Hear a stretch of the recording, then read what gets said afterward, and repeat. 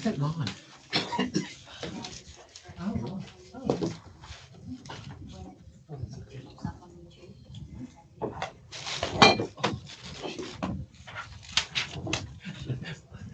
Do you want to drink that or not?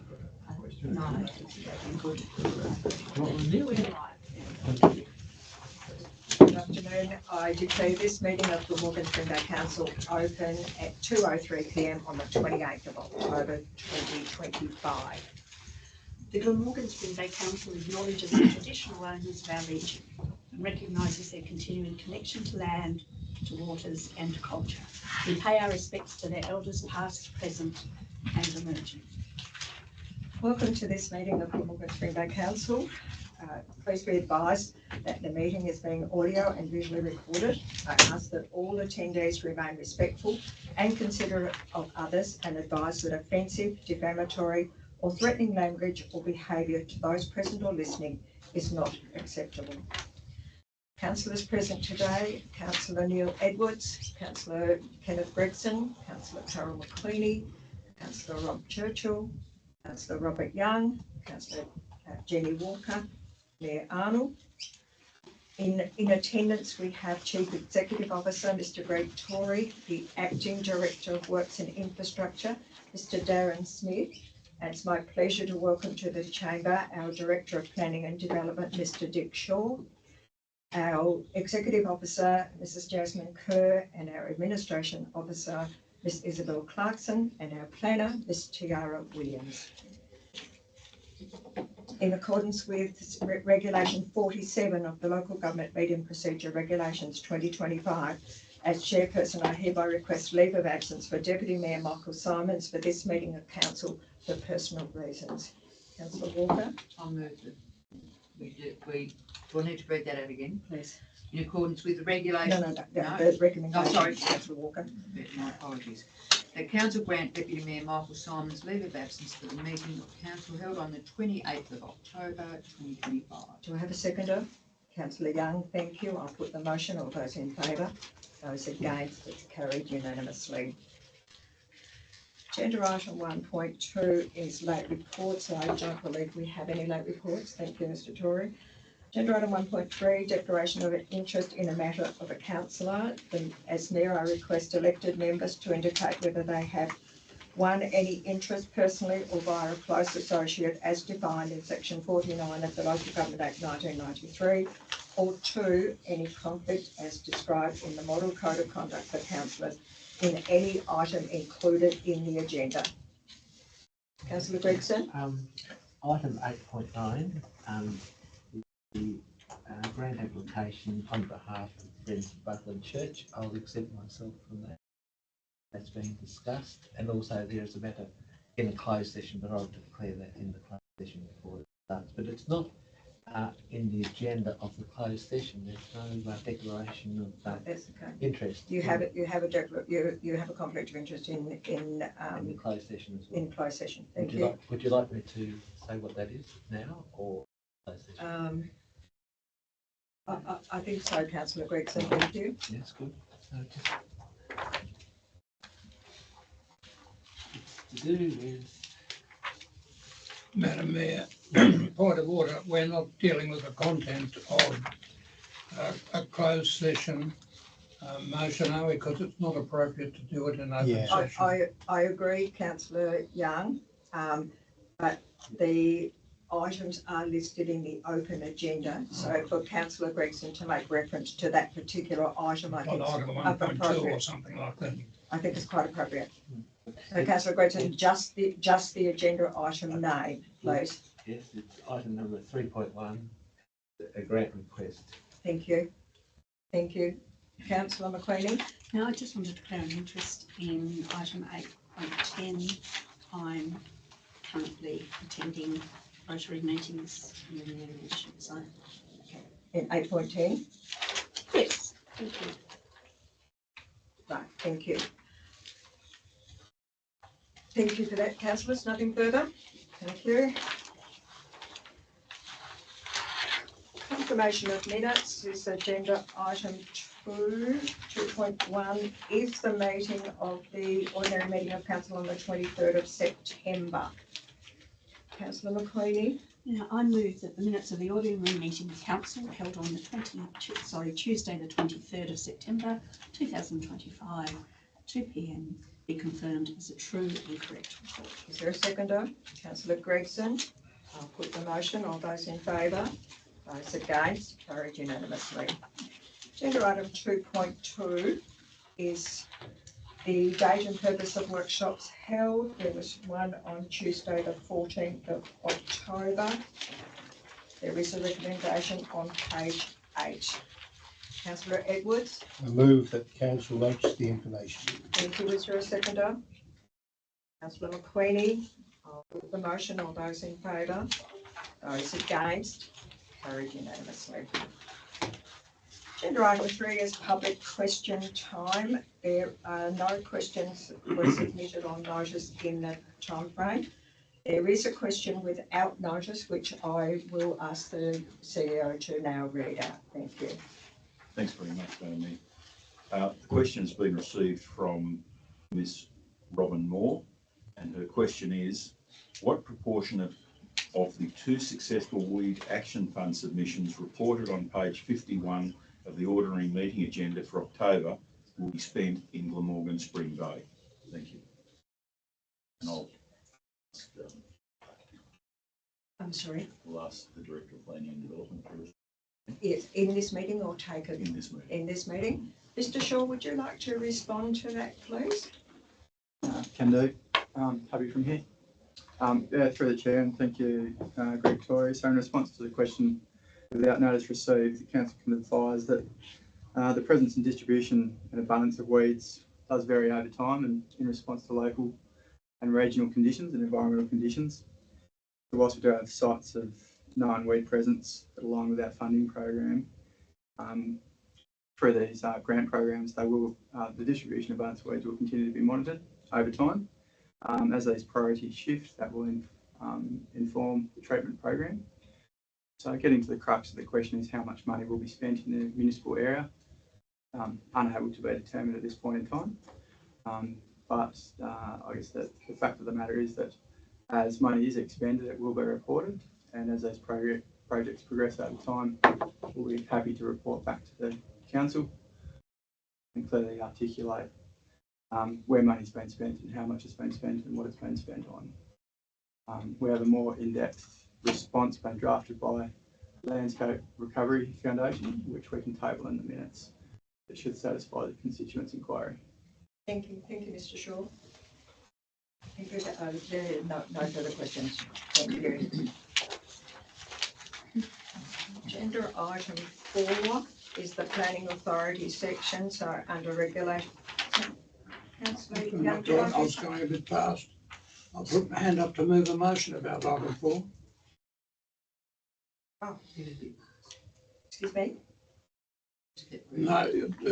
No point of order at all, Madam Mayor. Sorry, I'm a little bit at a loss here, councillor. Don't worry about it. Please keep on. I'll put my hand up too soon. He was ahead of himself. Thank you. Thank you, councillor. Under Regulation 29 of the Local Government Meeting Procedure Regulations 2025, as chairperson, I hereby declare that council is now acting as a planning authority under the provisions of the Land Use Planning and Approval Act 1993 for section 4 of the agenda. There is a recommendation on page 10. Councillor Young. Madam Mayor, I move the council now acts as a planning authority at 211. yes. 211. 211. Thank you. Thank you. Thank you, Very much, councillor. Councillor Walker. Yes, that is the time. Do I have a seconder? Yeah. Councillor Edwards, I'll put the motion. All those in favour? Those against? Carried unanimously. Thank you. Agenda item 4.1 is DA 2025/110 18632 Tasman Highway at Douglas River. There is a recommendation on page 17. Councillor Young.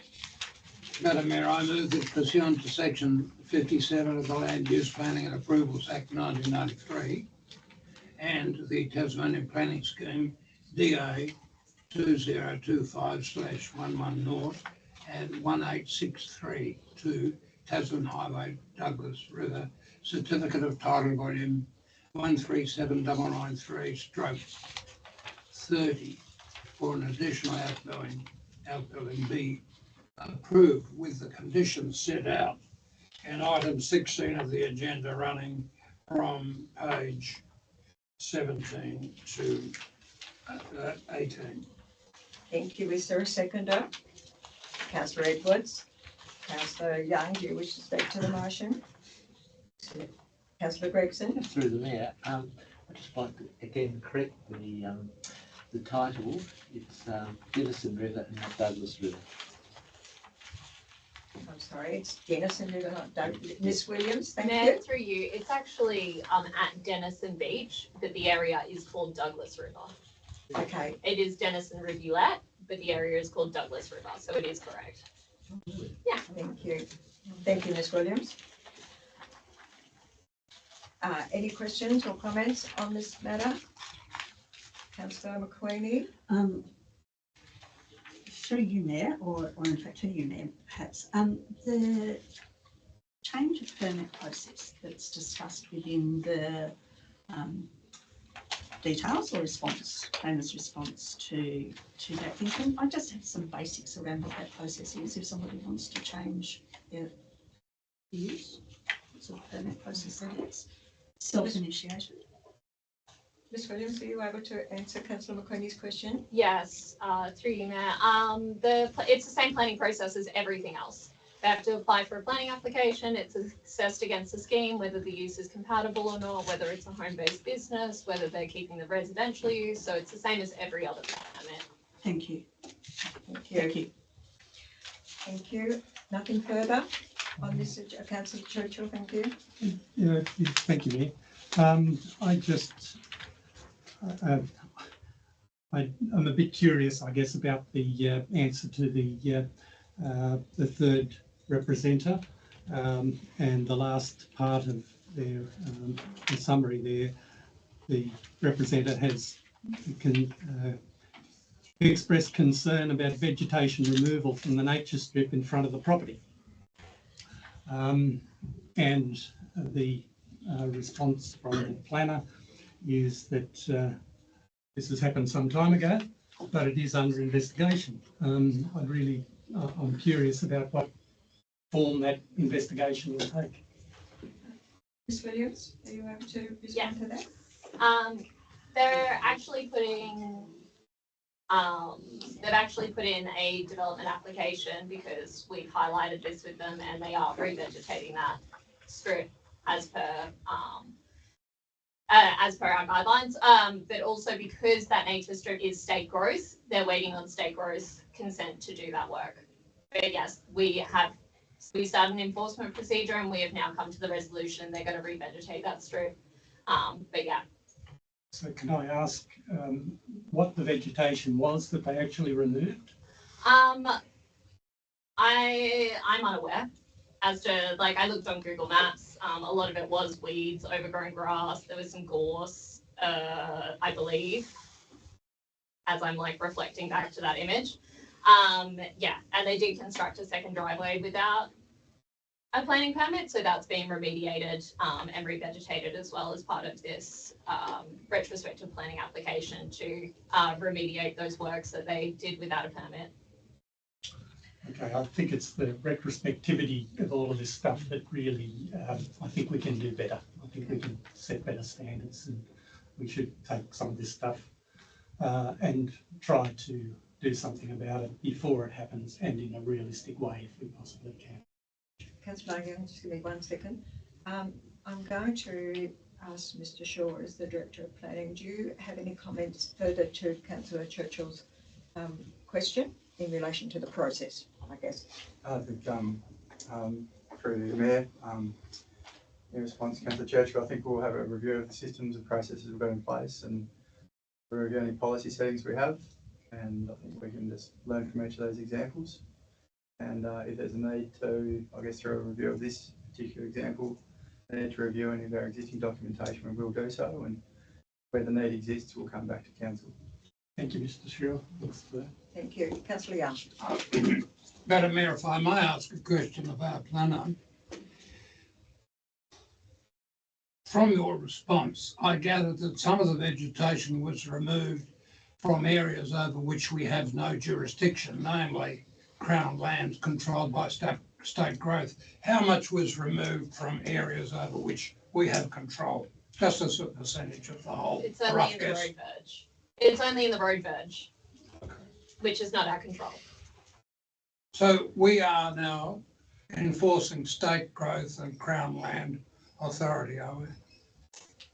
They're putting in an application to redo the works with consent from state growth. So no, we're not actually enforcing. We are accepting a retrospective application from them to remediate the works that were previously done without a permit. Yes. Whereabouts are those works done?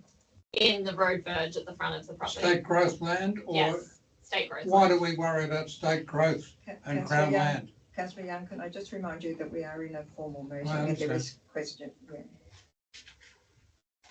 Through you, Matt, this isn't related to this DA, and I'm not sure that the question is really relevant to what we are discussing here.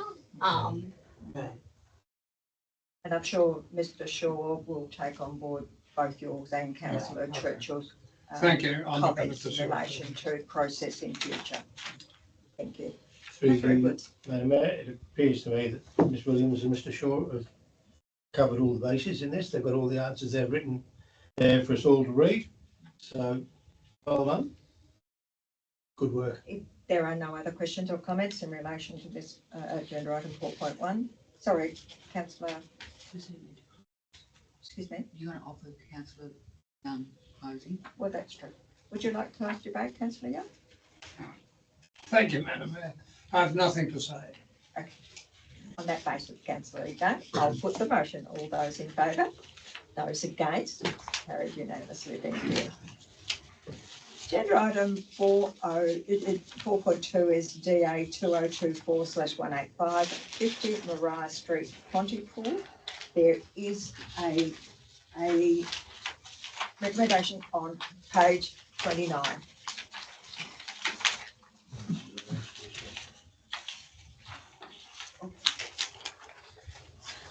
Councillor Walker, thank you. I'll move that pursuant to section 57 of the Land Use Planning and Approvals Act 1993 and the Tasmanian Planning Scheme, DA 2024/185 at 50 Maria Street, Pontypool, CT 119359/2, B for 2 visitor accommodation buildings and a viewing platform be approved with the following conditions 1 to 19 and advice 80K. Is there a seconder? Councillor Gregson, thank you. Councillor Walker, do you wish to speak to the motion? No, thank you, Madam Mayor, I'll reserve. Thank you. Councillor Gregson, wish to speak to? No, Thank you. I think Any that other adequately covered. Speaker for or against the motion? Councillor Churchill? Thank you, Mayor. Once again, I have concerns about the vegetation and some of the accompanying reports coming with this. There seems to have been some clearing there that's gone on. It isn't really clearly defined in this report. If we have a look at Google Earth, it seems apparent, and please correct me if I'm wrong, it seems apparent that where these buildings are going is directly into what is fairly dense vegetation, as in trees. The Google Earth that I'm looking at, I don't know when that was created. It could have been a long time ago. But if it's very recent, it would appear that there's going to be needed some considerable clearing to be done there. Would the planner care to comment on that through the Mayor, please? Ms Williams, do you want to answer? Yeah, so we got a bushfire hazard report from them to include that bushfire hazard management area as part of that clearing. And they also did provide a natural values assessment. Part of that placement there was actually also to do with the slope of the land so that they wouldn't have to clear as much for bushfire. there was consideration about locating it in proximity to the other developments in that area rather than at the other end of the property or any of that sort of stuff. So as per their recommendations in the natural values assessment and the bushfire hazard assessment, you know, both of those specialists said that they were content with where they were placed and thought that they were well considered. And after the assessment that I did as well, along with the existing accesses they have, which minimizes the amount of vegetation that also needs to be removed to create new accesses. Yeah, it was deemed that they've done a number of steps to mitigate the impact of vegetation loss on the property. And the amount of vegetation loss compared to the size of the property is relatively small in scale.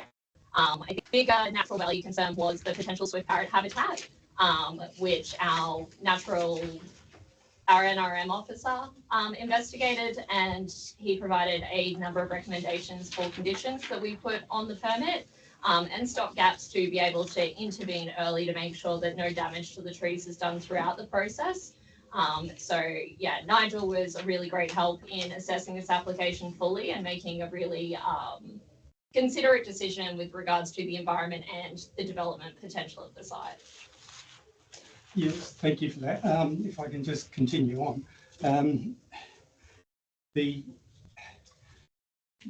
way the natural environment is being managed here concerns me a little bit. And when you read in the environmental management report here under 10, it says any potential nesting habitat trees that are approved for removal by council are to be undertaken outside the swift parrot breeding season, September to January, unless it can be shown that these trees are not occupied and any hollows are decommissioned. Now, I would have thought that any hollows could be extremely valuable to the swift parrot, whether they use them this year, next year, or whenever they use them. So I guess these are the sorts of things that we've seen in the past and that are continuing. And I think that we, once again, need to take a lot of consideration of this. There's another question now, I've got marked it, but just bear with me for a minute.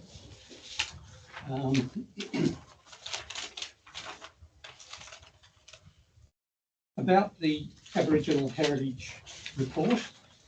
Now, it's stated in there, in this report, that it was, it sounds as if that report was given to the, only to the owner of the property, or has council got that report? Through you, Matt, there's no Aboriginal Heritage Report. I contacted the Aboriginal Heritage Council, and so did the guys who put the application in did a dial before you dig, which includes an assessment for Aboriginal heritage. And I also contacted the Aboriginal Heritage Council, and both of those did not identify any known Aboriginal heritage relics on site. As with all of these things, they did say that doesn't mean that there necessarily isn't any. It does mean that they have to abide by the requirements of, if they do find anything like that, that they need to contact the Aboriginal Heritage Council. And I've advised the applicant of the concerns of the representatives, and yeah, but a lot of the representatives were talking about middens on the Crown land, not actually on the property at all. Okay, and yeah, I guess it's the way it reads in the report too. Yeah. It says the advice provided by the Aboriginal Heritage Council was provided to the applicant. Yes. Right? So you're saying you went directly to the Aboriginal Council, yeah, and the Heritage Council and got the information yourself? Yes. Okay, thank you for that. Thank you. Councillor McQueenie? Yeah, just on that issue of placement of these properties. So I'm looking at page 118 and I'm looking at the numbered areas of essentially, I guess, infrastructure or dwellings. And it seems to me when you look at the 5 metre, clearance around all of the new ones, that it's albeit it's a, you know, just a part of that property, it's a significant, it's a word, not denuding, but it's a significant removal of some vegetation, and goes a bit to what Councillor Churchill was saying. So why, can you explain, because I'm probably got a very simple view of this, why were the particular or proposed new dwellings not considered to be, for instance, between 03 and 05 on this map, where it's already, vegetation's already been removed, which may have allowed for no further vegetation to be removed, noting that in the report the survey talked about that they hadn't done full surveys, that it was only from ground level, and even on the day they noticed one of the endangered birds in the sky. So as they haven't done a comprehensive survey, I just wonder why, or whether discussions occurred which would have provided a far better outcome for what are recognised endangered animals in that area. Ms Williams, are you able to comment? A lengthy question. Yeah, Yeah, sorry, but- I did question the applicants on this. I questioned them on their positioning. And part of it was that they didn't want to move them, and they did want to have that seclusion as part of the draw of their visitor accommodation. And I did advise them, like, it would be advantageous to move them closer, but this is ultimately what they wanted to do. And I mean, just, and then a thing on the platform, I suppose there's an element of, for visitor amenity, habitat being lost is a fair, it's an interesting compromise. The final one is about 07, which is, I assume, the visitor platform on that same page. Is that right? correct. So what has to be removed around, I appreciate that it's fire retardant or whatever, so it's not, but what disruption to that area will happen?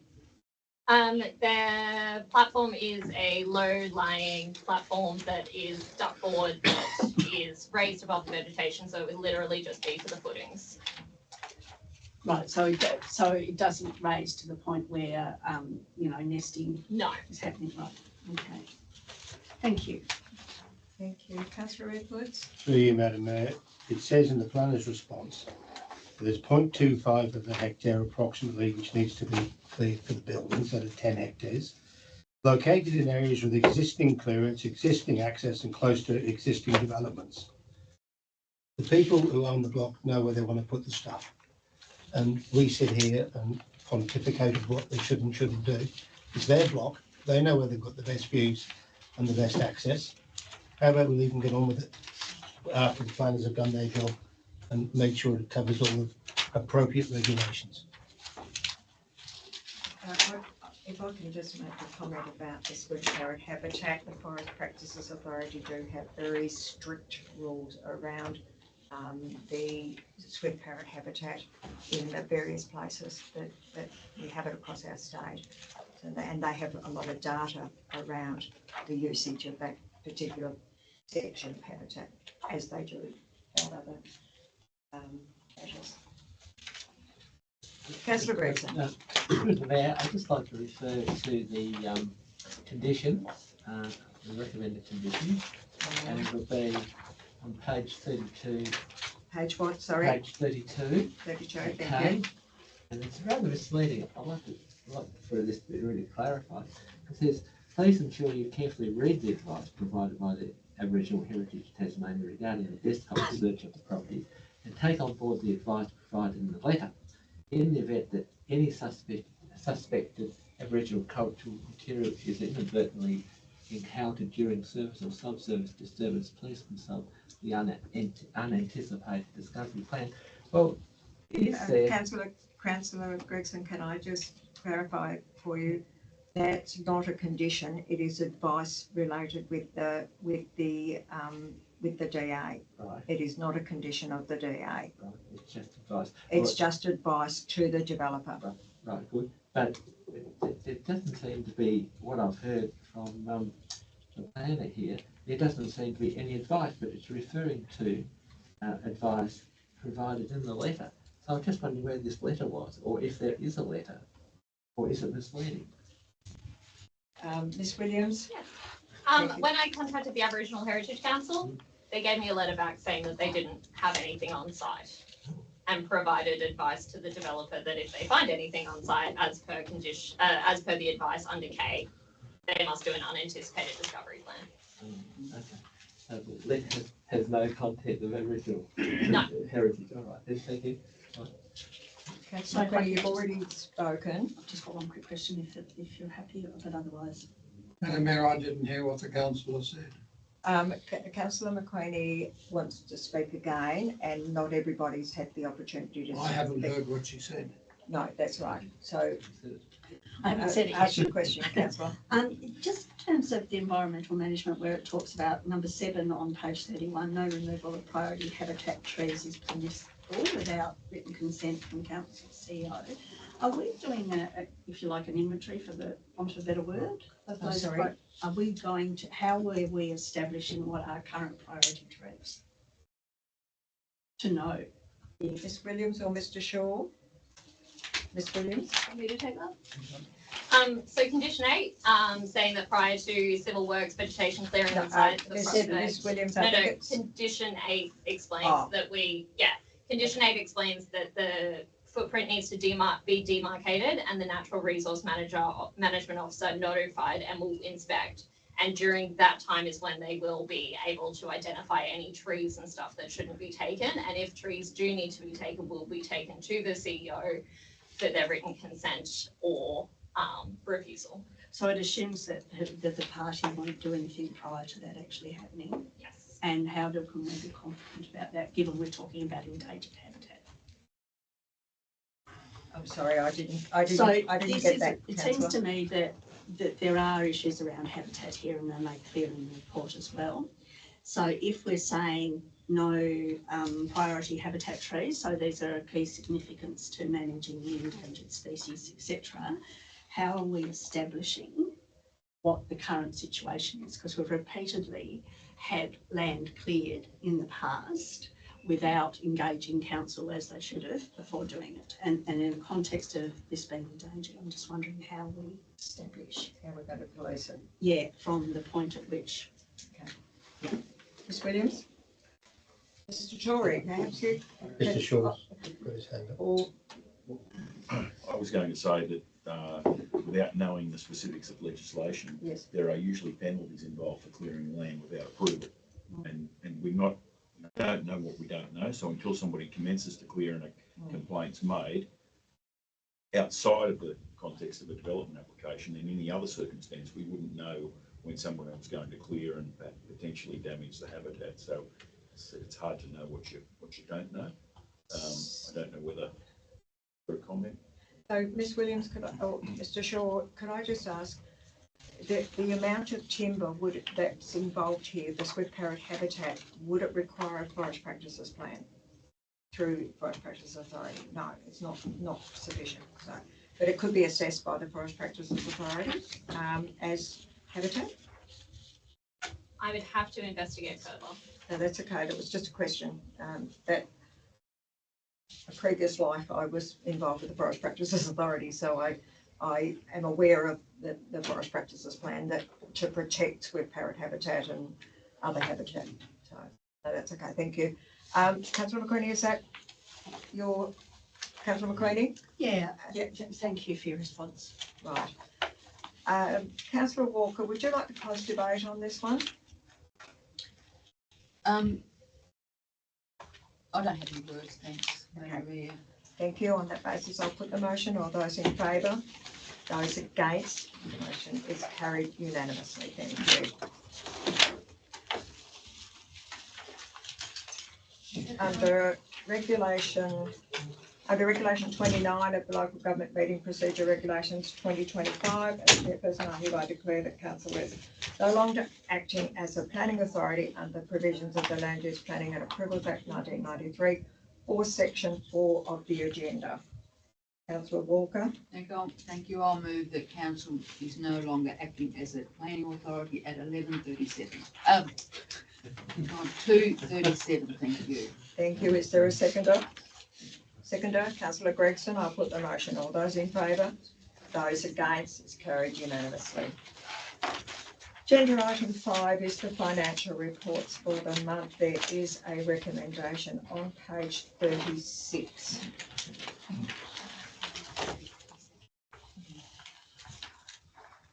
Councillor Young. I move that council receives and notes the financial reports as attached to this report for the period ended September 2025. Thank you. Is there a seconder? Councillor Churchill. Thank you. Councillor Young, do you wish to comment on the financial reports? Councillor Churchill, as a seconder. I've been through the reports and there doesn't seem to be anything there that stands out as being questionable. Thank you. Thank you. Any other questions or comments on the financial reports? Nothing further. I'll put the motion. All those in favour? Those against? It's carried unanimously. Section 6 for the agenda is section 24 committees. 6.1 is the Marine Infrastructure Committee meeting minutes of the 16th of September 2025. There is a recommendation on page 39. Councillor Walker. Thank you. I'll move that the minutes of the Marine Infrastructure Committee meeting held on the 16th of September be received and noted. Seconded, Councillor Edwards. Questions or comments?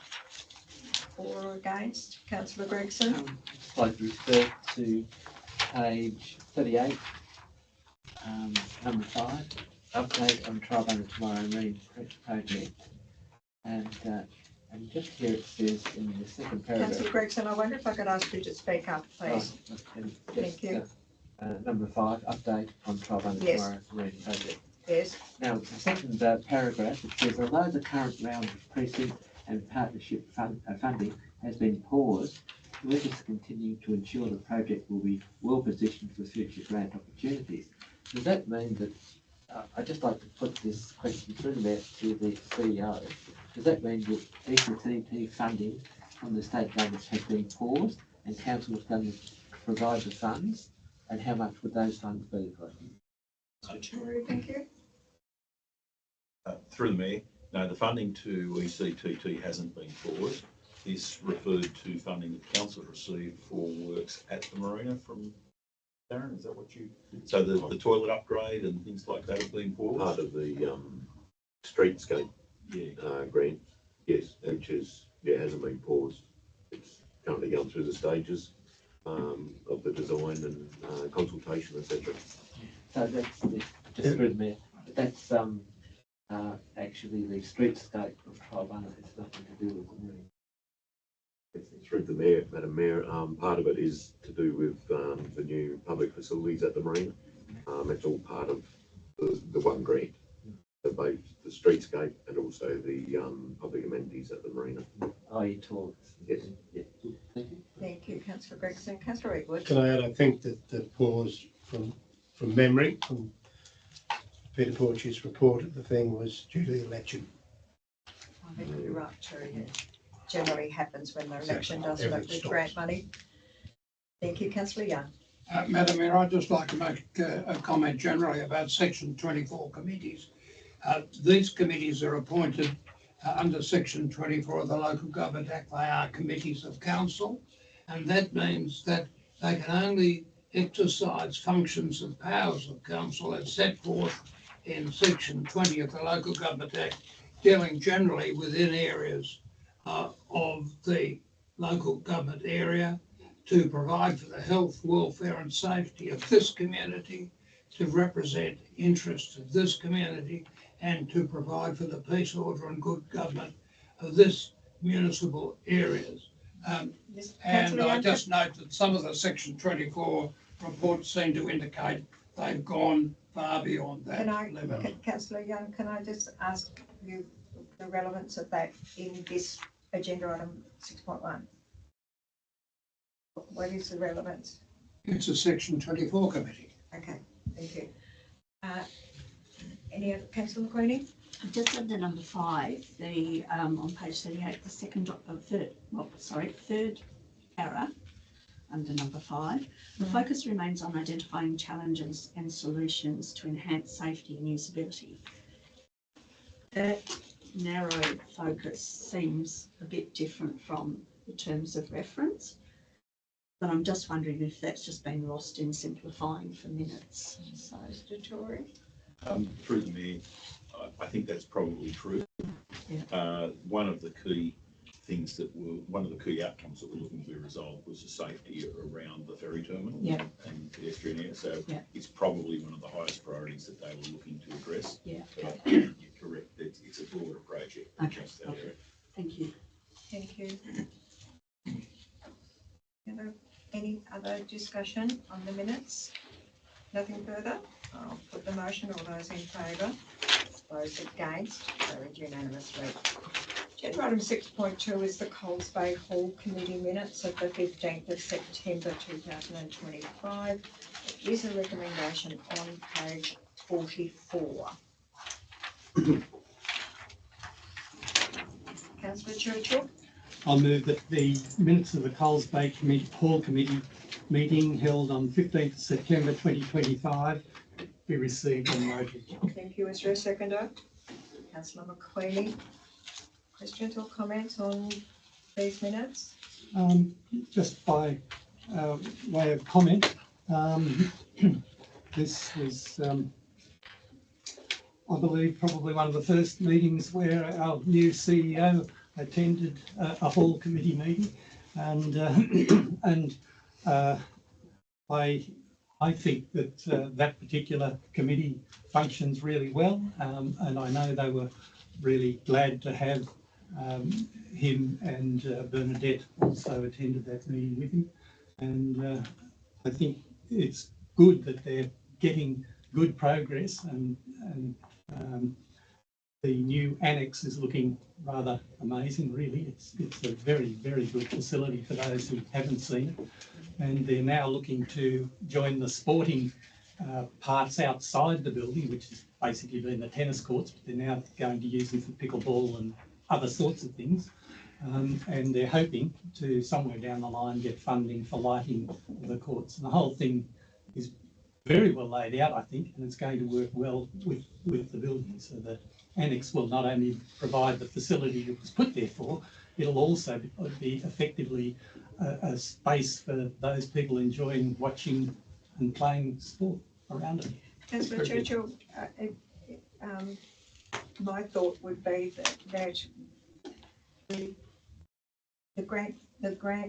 the conditions of the grant would require us to have an official opening, and is that still, that's on the radar, I take it? That's definitely being considered, and they actually spoke about the parties that they would want to. I think I read it in here somewhere. Right, yeah, that'd be right. Yes, Yeah, the chair of the committee has been away a lot, and I think he's trying to get something organised for the community and to include councillors. And recognise the TAS Community Fund. TAS Community Fund, Yes, they were the major funder, I think, Yes, weren't they? they The were. TAS Community Fund. Thank you.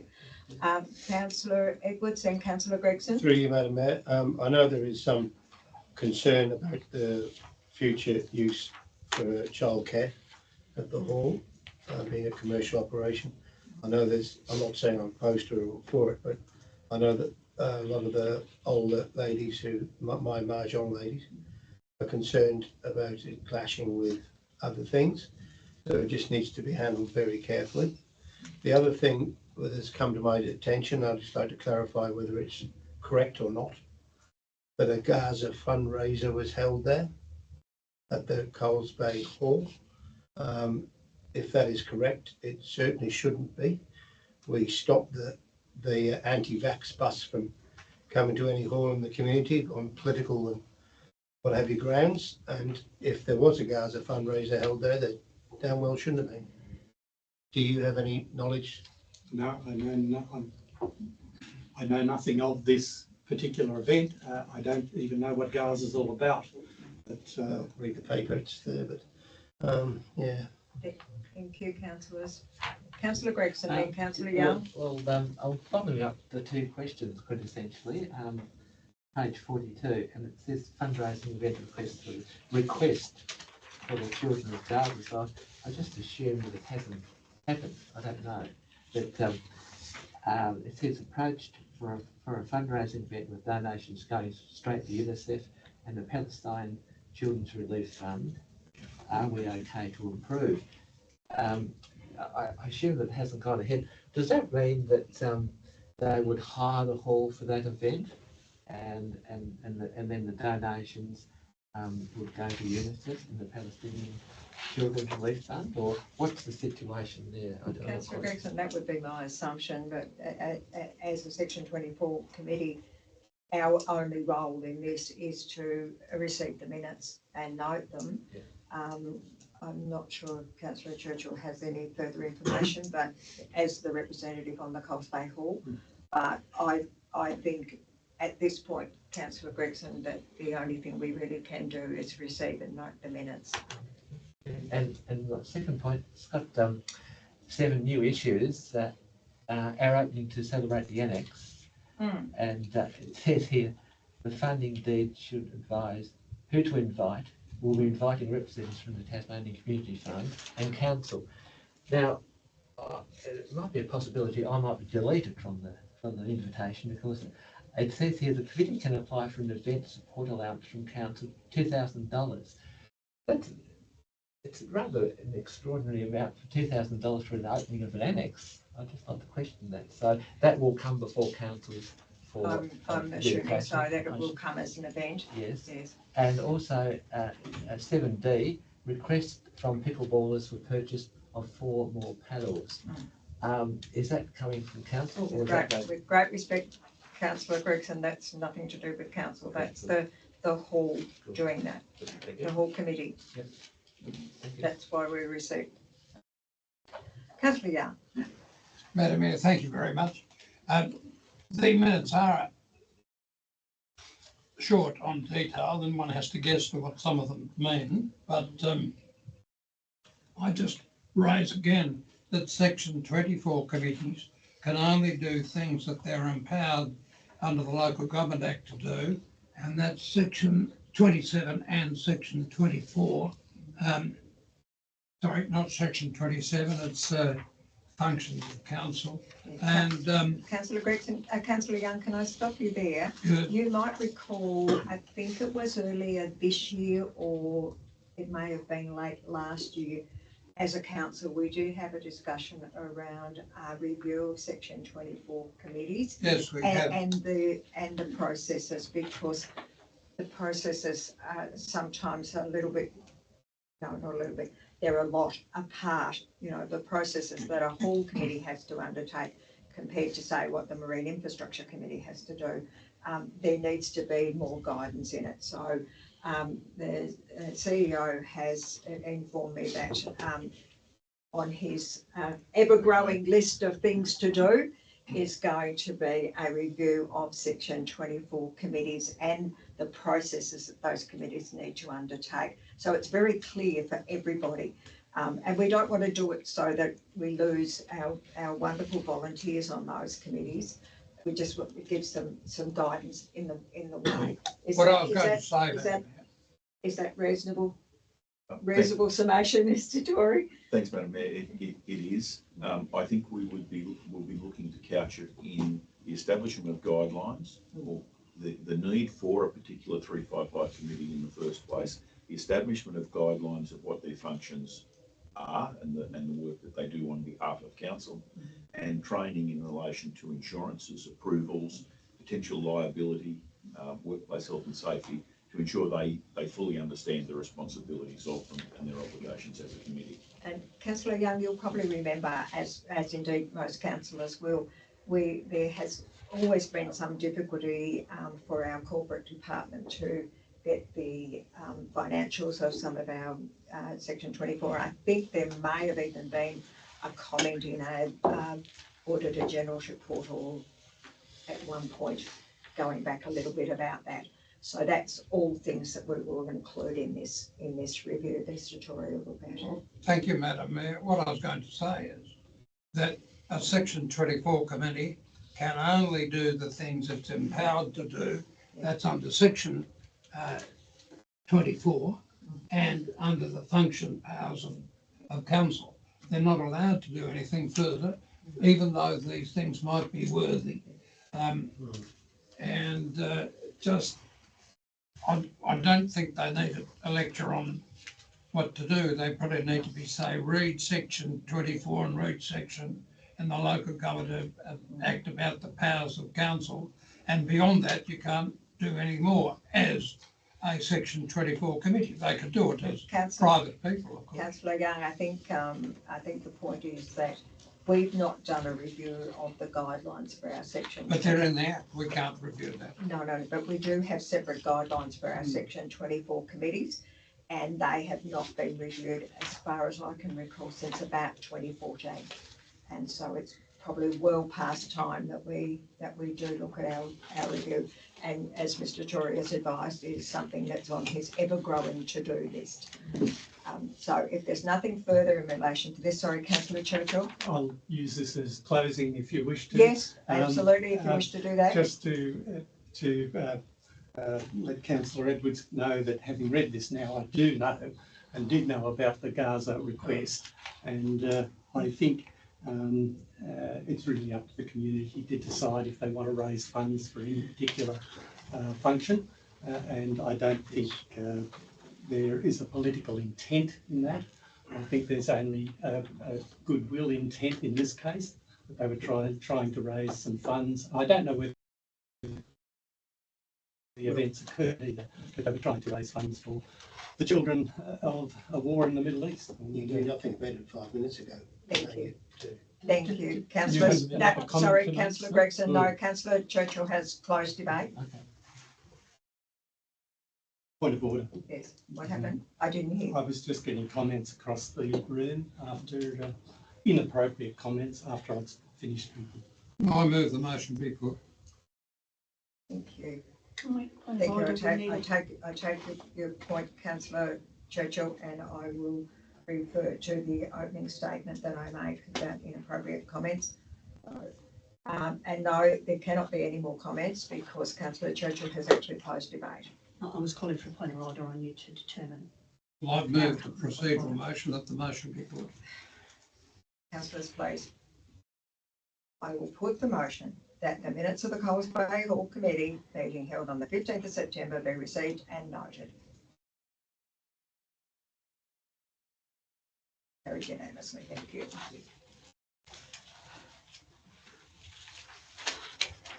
Agenda item 7 is the information report. 7.1 is the Chief Executive Officer, Mr. Tory. There is a recommendation on page 48. Councillor Walker. Thank you. I'll move it.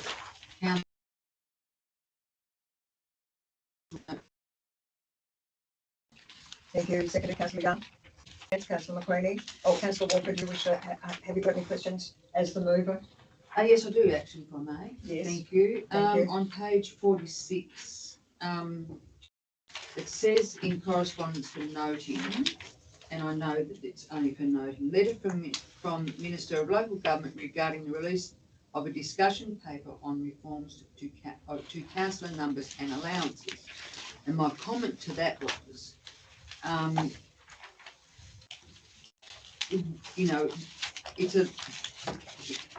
this whole thing is really starting to confuse me in the sense that in the discussion of amalgamations, and now we've got this discussion on paper for councillor numbers and allowances. So where are we on the discussions or the reforms with amalgamations, which was started years ago? Thanks, Madam Mayor.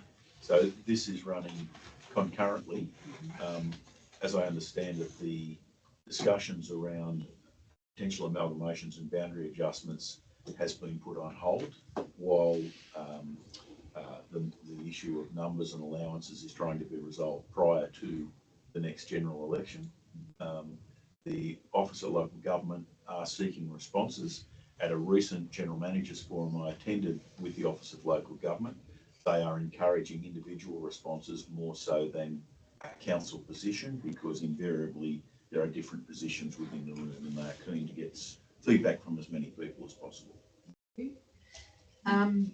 And I've written on page 47, recent training achievements, including completion of diplomas of leadership and management by 2 planning development staff, certificate for leadership and management by works officer, and basic chainsaw certificates by another. It's particularly pleasing to read this and to have it included in the agenda as, like it's just giving us and the general public information that may seem, I'm not saying trivial, but may seem not that important, but to see that things are being done within, in the admin side. And also, I would just like to congratulate Mr. Tory for a very good report, refreshing, and just keep up the good work. Thank you.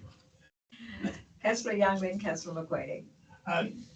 Madam Mayor, it's a question to Mr. Tory. Would you please send me a copy of the request for local government submissions, because I might make one. Yeah. Councillor McQueen.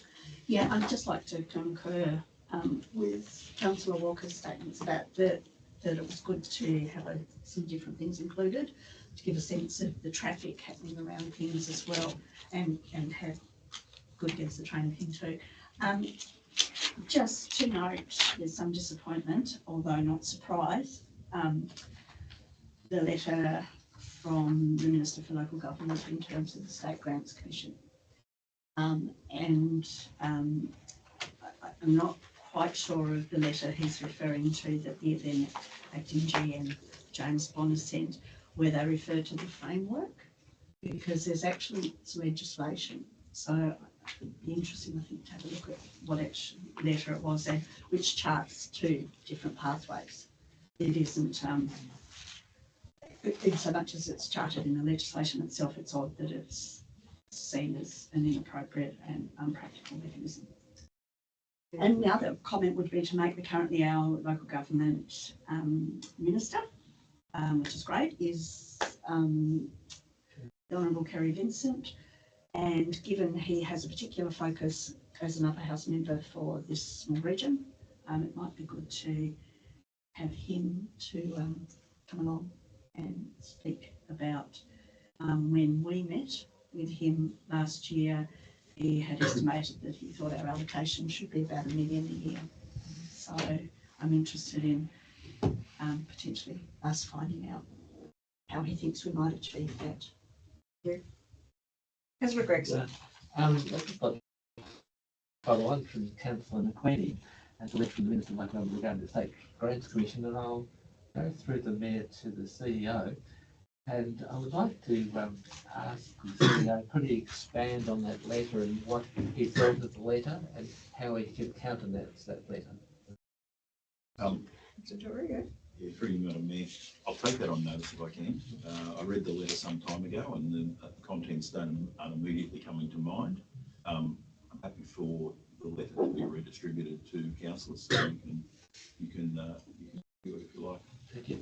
And just through the Mayor, and also I like your viewpoint as well on that letter as well. Okay. And my second point is on page 45, Municipal Emergency Management Committee meeting. I just wondered who are the committee and how are the committee appointed, please, to these committees, for instance? I'm sorry, The question was I didn't hear the question, and again, I'm going to have to ask you to speak up, Councillor Gregson. on page 45. Yes. It's got on the last point. It's got Municipal Emergency Management Committee meeting, and I'm just wondering who are on this committee and how are they appointed, please? I can actually answer some of that. The Municipal Emergency Management Committee is chaired by me. It has, the CEO. It has our Municipal Emergency Coordinator, who at this point in time is Mr. Smith. It has representatives from State Emergency Services. Mr. Smith, correct me here if I get this wrong, please. SES, State Fire Service, Tasmania Police. Who have I forgotten, Mr. Smith? Ambulance, Pardon? have you got ambulance? Community health, yes, the community health officers, community health nurses from here. Thank you, Madam And, Mayor. sorry, Mr. Smith. Bayshore That's right, as yes, well. yes. as So anybody that would be required, any of the stakeholders that would be required if we had a major emergency here, and that's then covered by State Emergency Services. Our Municipal Emergency Management Plan is actually approved by the Commissioner for Police, who is she is Donna the, Adams. Donna Adams? Commissioner Donna Adams? she has a title in terms of, Oh, I see. she's the in charge of Control. the controller, yes, that's a good word. I'm not sure that is the right word, but yes, she's the controller of the Municipal Emergency Management. And that our plans have to be approved by Tas Police, don't they? Thank you. Yes, so to answer your question, Mr. Jory, do you need to add any more to that? Right, thank you. So that's all, Councillor Thank you. Gregson, thank you. Anything further on Mr. Tory's? I'd just like to congratulate Mr. Tory on the amount of work that's happened in the time that he's been here, but more particularly about his Friday Facts email, because I'm finding that particularly useful, being kept informed of what's happening in the General Manager's office. It's quite refreshing. Thank you. I'll put the motion. All those in favour? Those against? Carried unanimously. Agenda item 7.2 is the Director Planning and Development, Mr. Shaw's report. There is a recommendation on page 52. Councillor McQueenie.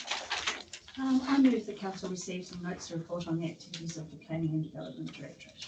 Is there a seconder? Councillor Gregson, thank you. Councillor McQueenie, do you have any questions or comments? Yeah, again, to thank you for the comprehensiveness of the report, particularly given this new officers starting. Two quick things. One is regarding the dog management policy. So I was the council member on that policy group, and of course it was led by Director Woodward at the time. That process got to a point where it was to go back to the group, and so the draft that currently exists is not a draft that's been endorsed by the committee that did it yet. There was further work, so I'm happy to provide, but just to caution that beyond what Parks and Wildlife might do, there's one final step that was envisaged at that time anyway.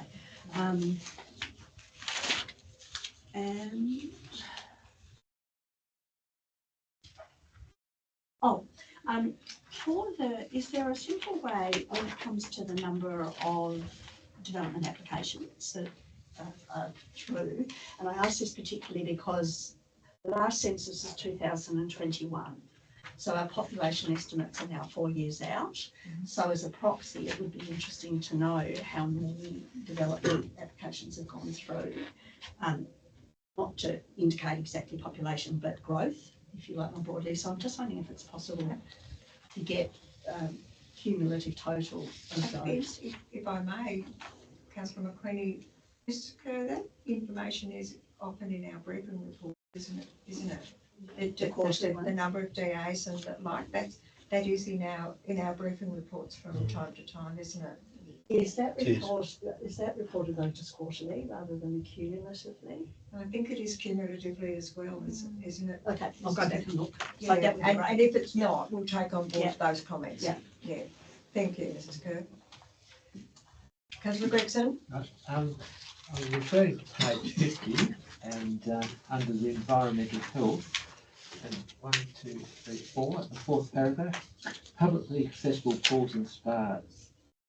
Could you tell me whereabouts they are, and is there many, and who owns them, please? It says public accessible pools. I'm a bit mystified by the term public accessible pool. I think that's not something that we can discuss in council meeting, I don't believe, because that's, I'm not sure. Mr. Shaw, do you? Through you, Madam Chair, I think Councillor Gregson has some question, happy to take the question on notice. Come back to and provide some clarification on the assets. That's sort of the definition of the notice. Thank you. And I'll Madam Mayor, if I find out who they are, I guarantee not to go down around there and dive in without notice. Extent on date. Councillor Gregson, do you have another shall I question? continue? And it says here, on page 51, it refers to the level of vaccination within this municipality, and it says the adolescent age group is substantially below the nationwide level. I was just wondering what the nationwide level and what the Glamorgan Spin Bay adolescent level was, please. What line is that? Please? It's got here, page 50, paragraph You said 51. 50, oh, sorry, 51 it is, 51. Planning is underway for the 2026 school-based immunisation program, including recent collaboration with the Department of Health and other southern councils to achieve the phasing out of the current paper-based parental guardian consent process with a contemporary online approach. There's hope that this may result in an increase in vaccination rates across the adolescent age group to align with nationwide levels. Upcoming training online by the Department was planned for November. So I'm assuming they're referring to this municipality, and I was just wondering how below we are below the national average and why. How, what, sorry? Why are we below the national average and why? Oh, I think that's probably, I'm not sure about the data that Yeah, exists around that. We've, council has always had the school-based immunisation program with our chief health officer, whoever that happens to be at the time in our area. So this is if you like, an operational matter. So, Madam Mayor, it's not for the elderly like the young. No, it's for younger than us, Councillor Young. It's adolescents. I just wondered what the What percentage about was. those called young? Yeah, Councillor Young, please. And just the last one, under natural resource management, there's been 2 wet action fund submissions submitted by Envirodynamics in partnership with the Derwent Catchment Project and the Landscape Recovery. They were successful. It's got here, we are talking with a successful applicant regarding ceramic plastic. That's a great concern in this municipality, especially Swansea. So hopefully that will be successful to ameliorate something. And also LRF awaits a decision regarding the disaster ready funding, building flood resilient to key areas of the Woods Relay project. So I look forward to that as well. Thank you. Councillor Edwards. I would just like to say that to you, Mayor, that food, Claudia is her name, the food coming Jackson Kitchen lady. Helena, sorry. Helena Bobby. Yeah, it was, came and did ours and was a pleasure to deal with. So hats off to Helena. Councillor Walker. Yeah, thank you, Madam Mayor. I'd just like to say again, great report. And the cat trapping at Orford Bird Sanctuary, pretty pleasing to see that no cats were trapped. Not saying that they're not there, just that they haven't been trapped, which is good to see, even though I am a cat owner. And also on page 52, under property, council has recently entered into an agreement for electric vehicle charging stations in Coles Bay and Orford. Where are they looking at being situated? Do you know? Mr. Shaw, do you know, or Mr. Tory, do you know where we? Yes, the ones in Orford are in River Street, just down from Scorchers, in front of the next residential property, Scorchers Cafe or Gallery. So it's down the It's the Esplanade. last Esplanade. Yeah, there's the last 3 spaces there. Oh, yes, yep, And yep. at Coles Bay, it's near the hall, is that correct? Yes, that's correct, through Madam Mayor, up at Harold Street, There's either side of the, up at the hall at the annex there. Yep. In that area. Lovely, thank you very much. No further questions. The Causeway one's been in process for quite a long time, I think, hasn't it, Mr Smith? I think it's been talked about for a very long time. It has. Could I just read Thank about, you. is this costing us money, these electric? No, Right. no, they don't. As I understand it, they are put in by a provider. And we receive a very modest rental income for the spaces we're allowing to install them in. Thank you. Just through the mayor, can I No. just provide? Sorry, councillor Gregson, no, because you've already spoken and not got other people that haven't spoken yet. Councillor Young, do you wish to add anything? Councillor Don't Churchill? wish to make any comment, No, thank you. right, councillor Gregson? Just very briefly, just taking up on the recharging stations, I was just wondering, what is the cost for 5 years? I think it says lease of 5 years, so, and the cost recovery, I think it might have just been, I don't think we've used the specific details, but I was just wondering, how do they operate basically? Do people actually pay for those or not? Or is it? Was there a sponsored by the state peppercorn government? rent? Like Prince Prince Andrew. Councillor Young, please. Councillor Young, thank you. I finished, Madam Mayor. Councillor Gregson. Now, Mr Tory, are you able to answer that? I mean, because they're installed by a provider, I'm not sure that we'd have that data, would we? That's correct, Madam Mayor. We don't have details of what they're costing to install. People who use them pay for the electricity charge, and there is I imagine there will be a component in the charge that allows the owner to recover the installation costs over time. Thank you. There's nothing further. I endorse councillor Walker's comment in relation to the quality of the report. Thank you, Mr Shaw. I'll put the motion. All those in favour? Those against? Motion carried. Agenda item 7.3 is the Acting Director Works and Infrastructure, Mr Smith. There is a report on page 50. There is a recommendation on page 58. Councillor Walker. Thank you. I'll move that council notes the information and endorses the budget adjustment for, no, that's the wrong one, isn't it? No, I think that's it, isn't it? Yeah, it is, sorry, beg your pardon. Adjustment for purchase of barrow lights. Is there a seconder? Councillor Young, thank you. Councillor Walker, do you wish to comment? No, thank you. Other than it's a very good report, and I've had lots of comments, I must say, around the table about my new road. And I have said that it's got nothing to do with the fact that I'm the councillor. You already told me today. No, thank you very much, Mr Smith, on another good report. Thank you. Councillor Young. I concur with that. Thank you. Who did it for you? Councillor Gregson. Right. Thank you. Page 55, buildings and marine infrastructure. I'd just like to clarify a couple of ones. 8 Noy Street, Swansea, internal painting complete. Is that the council house? Through Madam Mayor, that's correct. Right, thank you. And also the museum toilets repainting complete. That refers to the Swansea Museum. Through Madam Mayor, yes. And also it says here the Swansea Football Club and other sundry items painting being scheduled. Is that for the outside, please? Through Madam Mayor, I believe that's inside. And do you know whether the roof has been fixed or not, please? Through Madam Mayor, it was started, I know. I'd have to check with the facilities coordinator on the progress with that. Good. And the other thing I've done, has the servery and the heat pump been installed as yet, please? Sorry, what was the last The question? servery and heat pump. Mr Smith, have you got anything on that one, or take it on I'd notice? have to take that on notice. Take that one on notice.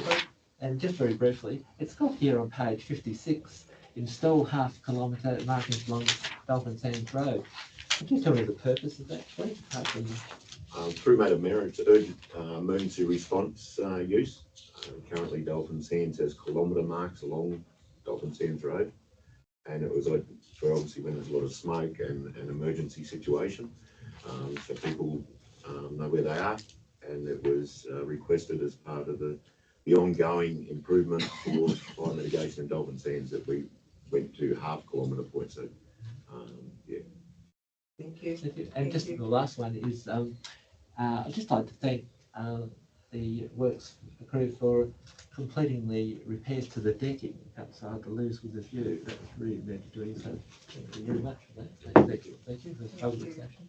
Councillor Edwards, then Councillor McQueenie. Through you, Madam Mayor, it's obvious with our acting director Smith that through his obvious tenacity and intelligence, being a Queensland Rugby League supporter, is showing through in the quality of the report and work that he's been doing. Councillor McQueenie. Yeah, just to commend you too. And the effort of the team. Two quick questions. One is, can I have an update on where we're up to with Ryan's Road? So I'm not sure. What, sorry? Ryan's Road. Right. Which was, I can just go back to the budget discussions where the feasibility work was going to be done and it was described as the second worst road in the municipality by Mr. Podge. It's also the end of the cliff walk, so it's not just a road for locals, and I'm just wondering where we're up to. Yes, through Madam Mayor. I was only talking to our engineer about that late last week, for getting the design done, which was in the budget for this financial year. Yeah. That will be underway very shortly, Lovely. so that next financial year we can plan to actually execute the work and the design. Thank you. And then there's one other quick thing, because so many people have come up because of, I guess, the school holidays and then the rain in, asking if shade is ever considered in what we do around parks or those open sort of spaces that people can sit and eat and stuff. So I honestly couldn't think of very many places where we provide shade. So I just wondered if it's ever been on the agenda or. Mr. Tory? Mr. Smith? Not that I'm aware of, Yeah. other than barbecue areas. We're actually looking at that at Spring Beach at the moment with an upgrade we've got to do there. Putting new barbecues and putting a cover over, similar to Rasplin's Beach Oh, yes. and the likes. Same putting a cover, but other than that, not that I'm aware of. I suspect that in future planning for upgrading the park areas and that we would look at including some form of shade with the current slip slop slope program and everything else that goes around. And the open space strategy. Yes, yes. Thank you. Mr. Shaw, thank you. Through the chair, Madam Chair, I was just going to flag as well that the open space strategy is currently in draft. Yeah, right. We're looking to finalise that over the coming months, but that would appear the appropriate administrative tool for shading to be considered. Lovely. Take on that. That was in November, wasn't it?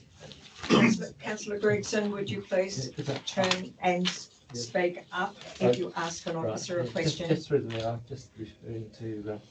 Madam Mayor, I can't hear what the councillor's saying. Right, okay. I'll have to. Is he saying something important or nothing? Oh, very at all? important. Just through the mayor.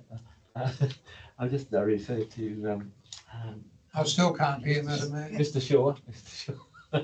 And I'm just saying with the open strategy, open plan strategy that we have, it's going to, I think the report was due to in November 2025.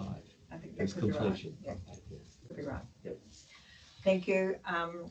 Any other questions from Councillor Walker? In Sorry. closing, Pardon? I mean, I move, so can I close? Can I just make one Yes, one yes, one yes. comment? Mr. Smith, as has been with the other directors' reports and in your role as acting director of Works and Infrastructure, I'd like to endorse the comments of other councillors in the quality of the report. Thank you. Yeah. Thank you very much. Councillor Walker, if you wish to. I wish to ask a question, if I may, before Yes. in closing Yes. of Mr. Smith. Given the fact that we have many tourists on our roads, and in particular on internal roads, our town roads, and especially with how busy the marina area and Charles Street becomes, it's become quite evident that there is going to be a major collision of Vickery Street and Charles Street, because the people that are driving don't have very good stopping abilities, and they actually fly through. So most locals know when they get to that area, they slow down because of that. But I know this is all to do with this streetscape thing, is there going to be like stop signs on every corner so that people actually have to stop before they go through? I don't know how we haven't had, and I'm not saying it's council's fault, just, you know, pointing it out that there is going to be a big collision there. Speed humps, Madam Mayor, only solution. Through Madam Mayor, 4 years since I've been here, that's come up quite often from residents that have brought it to me, exactly what you were saying.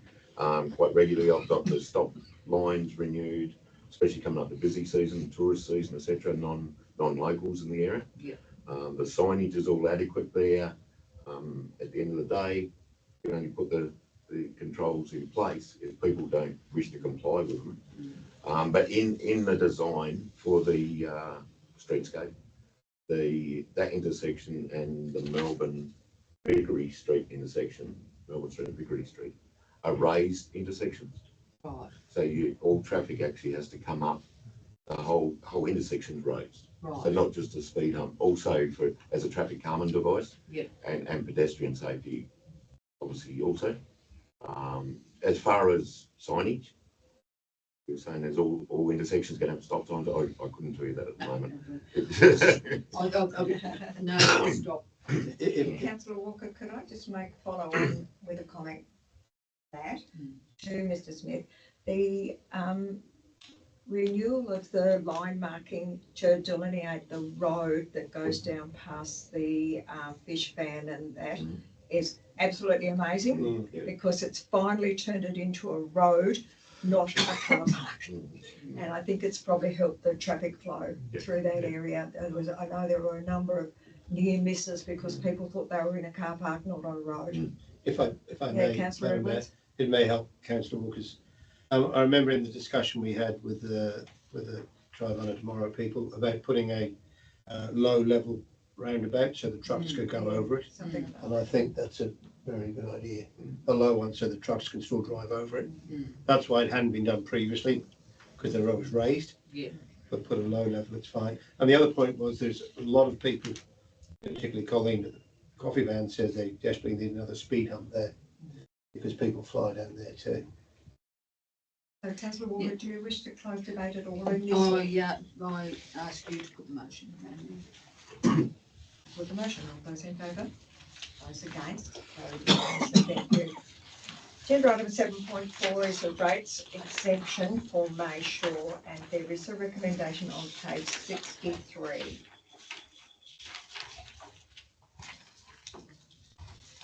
Councillor McLean.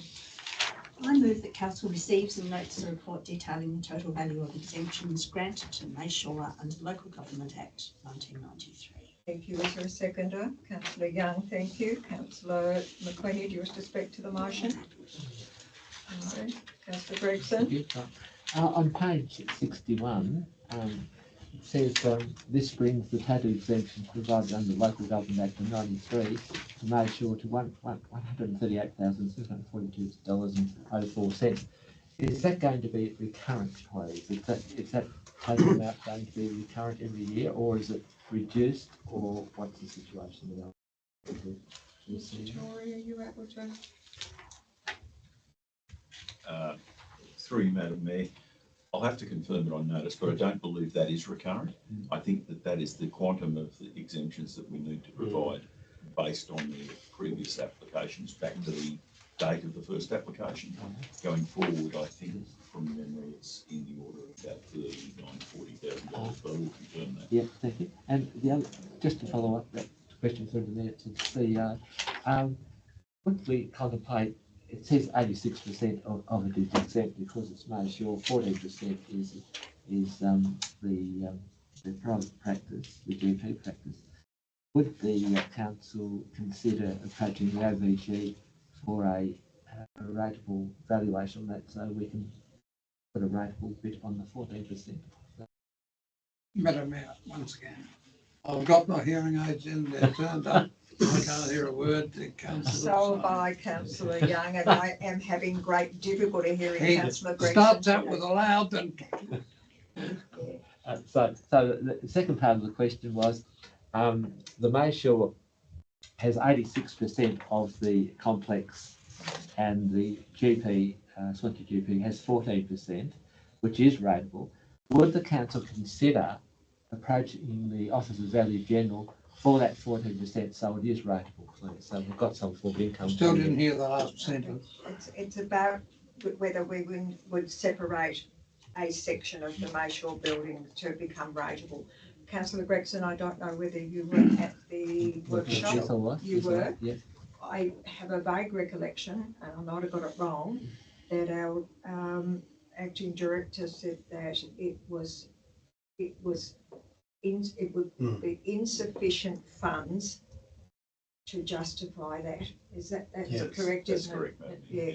So the area of land to be sectioned off, if you like, and then rateable is it's too small an area to actually rate, if you like. 14%. No, I just thought with the Telstra car that they're going to be rateable there, and I thought, well, that's only a very small amount of land. You've got the fire services and all the other levies.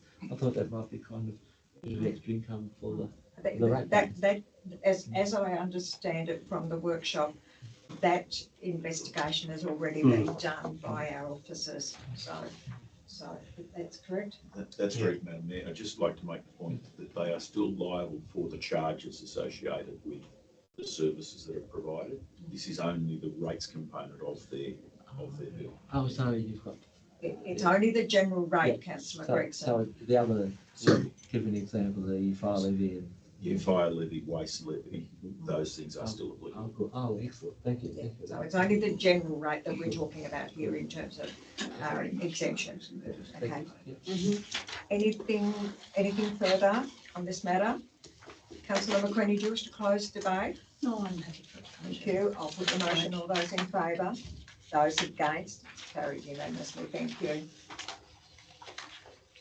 Agenda item 8 is the officer's report requiring a decision. 8.1 is the LGAT general meeting motions. Now I note that there are a large number of recommendations.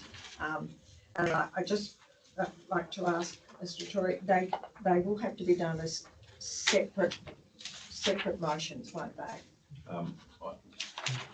They could be done as separate motions, or if council wishes to discuss their response to which motion, then put an overarching motion to endorse that decision, whichever way it wishes to. Okay. I'm Councillor Young. Madam Mayor, the recommendation I'm having trouble understanding because the way it's written out and the questions yes and no and some are blank. Perhaps we could have some enlightenment on that. Sorry, Mr. Tory, can you? Thanks. Yeah, offer thanks, any- Madam Mayor. Yeah. The ones that were blank, I didn't feel comfortable making a recommendation to council on whether they should support or not support, and I was leaving it to the councillors to debate. Thank you. and determine. Right. So how does council wish to deal with this? Is it 10 individual recommendations or so that each recommendation can be debated if we need it? Okay, we can start with recommendation 1 then, if someone likes to move it. Councillor McQueenie.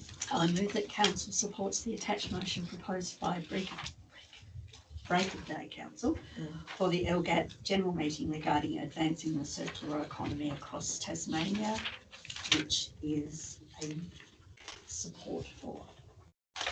Is there a seconder? Councillor Gregson. Councillor McQueenie, do you wish to comment? I'm happy for it to be voted. No. Any other questions or comments? Speaker for or against the motion? Nothing. I'll put the motion. All those in favour? Those against? It's carried unanimously. Recommendation 2. Mover, Councillor Walker. I move that council supports the attached motion proposed by Break of Day Council for the LGAT general meeting regarding developing a statewide local government workforce renewal program. Is there a seconder? Councillor Gregson. Councillor Walker, do you wish to comment? No, thank you. Any questions or comments? I'll put the motion. All those in favour? Carried unanimously. Councillor Edwards, I take it you Yes, sorry, I'm in favour? just getting up the attachments. Thank you. Recommendation 3. Councillor McQueenie, Thanks, Mayor. I move that council supports the attached motion proposed by the Central Coast Council for the LGAT general meeting regarding state waste levy reinvestment. thank you. Seconder, Councillor Walker. Councillor McQueenie, do you have any comment? Thanks, Any other comments? Councillor Gregson? With regard to the state waste levy reinvestment, I assume this is going to be an extra levy or an increased levy, and then they're going to have an exemption for low income earners. I just don't like that concept. I would on that basis, I would vote. I'm going to vote against it. Madam Mayor, once again, I didn't hear that. No. I'm just saying that. With Please regard- say it again, I didn't hear it. Councillor Young, Councillor I- Gregson I will just- repeat it and repeat it, so even so I can hear it. Very well. I'm just referring to recommendation 3. That I understand. Yes, and I've got the state waste levy reinvestment.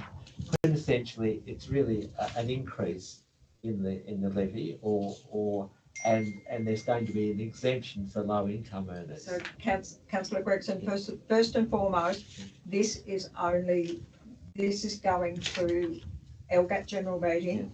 It will be voted on by all councils. Yes, correct. We're only Getting indicating our support That's or right, otherwise for it. So we don't know any of the detail at this point. I'll just read it in here, that was all. It's okay, that's fine, Yeah, that's fine.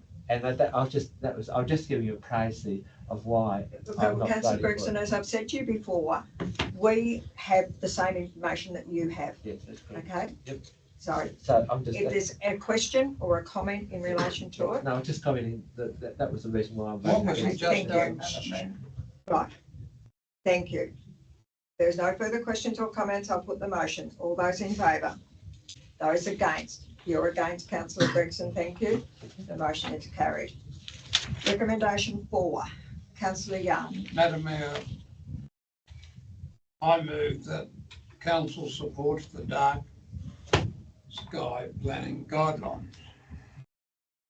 And I want to add that it might actually save this council money because it might turn lights off. So Councillor Gregson, Councillor Young, are you moving the I recommendation?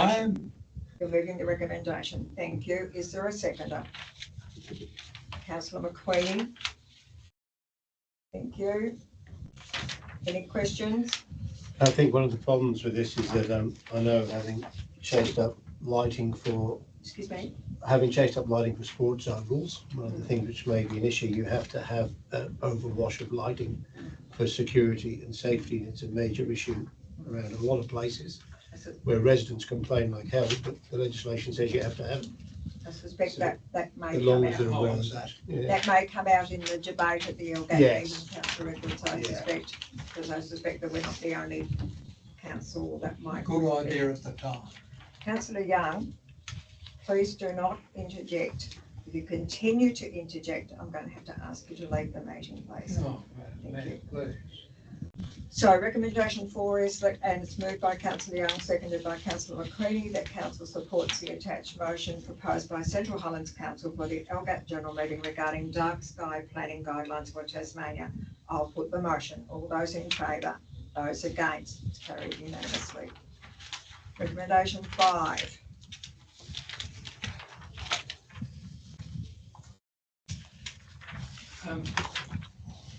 Councillor Churchill.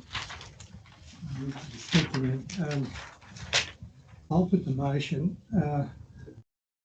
I'll move that council does support the attached motion proposed by Georgetown Council for the LGAT general meeting regarding legislative powers to local government under the Boundary Fences Act 1908. Is there a seconder? Councillor Gregson. Councillor Churchill, would you like to elaborate on Yes. your changes to that motion, please? Yes, I would. I think a lot of this has arisen because of straying animals. We're now in a situation in one particular part of the state, which I won't go into, where it looks like we're going to be facing feral pig problems. under the current legislation, there's nothing to say that you have to contain the pigs under a certain size. So they can basically stray onto Crown land or neighbours' land and the like. And if they stay there and they grow up there, there's no way they can come back sometimes. But so some of these animals are already starting to go feral. And I know that in that area, there has been some issues around traffic safety. So people are driving the roads and suddenly there's a big pig in front of them. We all know the problems we've got into down here with deer. So this is a potential one where, you know, straying stock on land that is not owned by the farmer himself has a lot of implications. And I just think, I don't think this one was well presented in the way it was presented here, and I'm not totally comfortable with it, and I can see why the CEO has had some questions around that himself, and I quite understand that. But I don't think it's well presented, but I do think that the idea behind it is really worthy. And again, it will have, the opportunity will be at the LGAT meeting for it to be debated. Yes. So, Councillor McQueenie, do you have anything for that?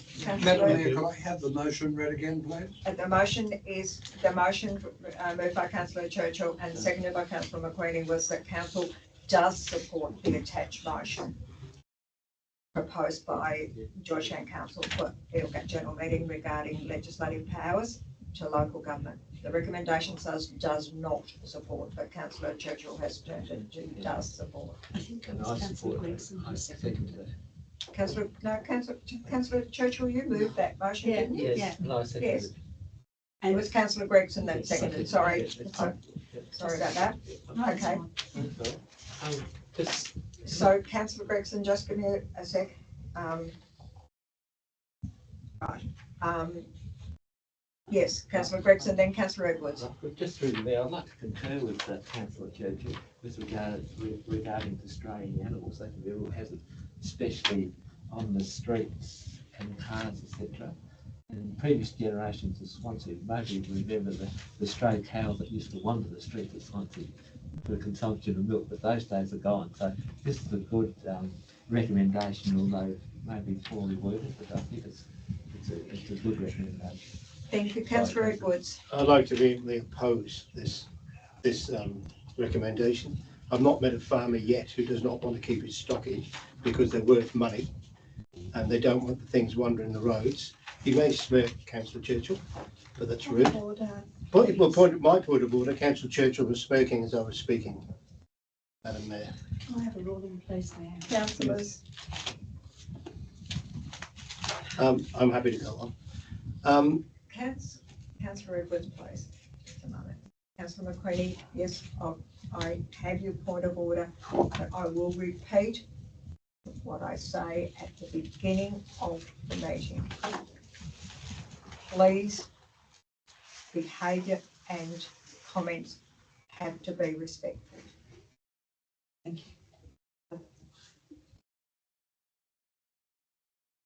So where As- exactly are we at with If I this? could, go on with what I was saying. You're opposed to this Yes. motion. You have it's your prerogative as to how you vote for this council's position Yes, on this one, yes, councillor. but I'm saying I'm against it, and Okay. I'm hoping I convince others to be against it, so we go there and vote no, not yes. Because, as I said, farmers do not want their stock wandering the road. As it said in the attachments, I've been trying to find, but I can't. The on cost onto farmers, particularly at the moment, who are really struggling. To think that in 1942 a cow wandered the streets in Swansea is a lovely tale, but probably not applicable to today's society, Edwards. Councillor Gregson. So- But I think the cost at the moment and the burden on the farmers, we can't fence in wallabies, and we make every effort we can to fence in our livestock. So can I remind council that this this will be debated at the that general meeting. It does not necessarily follow that the actions proposed by Georgetown Council will be investigated. But through you, Madam Mayor, if we vote no, it's got less chance of it going through. We are one vote. Yeah, but there may be one vote that wins it. Councillor Walker. If I may, Madam Mayor, I won't be supporting this because of how it's quite loose, or it's just not well written. And Which was Councillor Yeah. Churchill's, but I get what it's, I get what Councillor Churchill is saying, however, and to be quite honest, as you said, we are only one vote.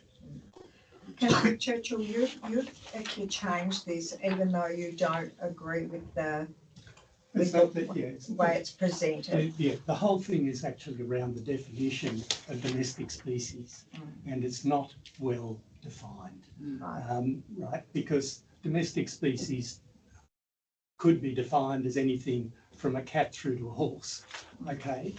We're talking about production animals here, and there hasn't been a clear definition of the animals that they are trying to bring under control. And clearly cat and dog legislation should be under different, and it is under different legislation to livestock control. But the way this word domestic is used is quite confusing. But I think apart from that, I think the principles of the whole thing are really fair and reasonable. That's the only reason that I do support the theory and the practice of animal control, but I don't think that this has been well managed through current legislation. So your view, if I understand it, is that this should be debated at LGAT. Yeah, I think that's exactly right. Exactly. All right. No further questions or comments. I'll put the motion. All those in favour, and this is that council does support the attached motion. So those in favour, Councillor Churchill, Councillor Gregson, Councillor McQueenie, Councillor Young, we're still on recommendation 5. Councillor Young, are you in favour of supporting the attached motion? I have to abstain. I really haven't made my mind up about it. It's not an easy matter. There are arguments for both sides. So we've just had the debate on it. So I just don't know. He's abstaining. can abstain, but it will be recorded as a no vote. I'd like it recorded as an abstention It will be because recorded. I'm not sure a no vote's the right way to go. All right. So we'll start again. All those in favour? Councillor McQueenie, Councillor Gregson, Councillor Churchill, Mayor Arnold. Those against? Councillor Edwards and Councillor Walker, and Councillor Young is an abstention. Motion is carried. Recommendation 6.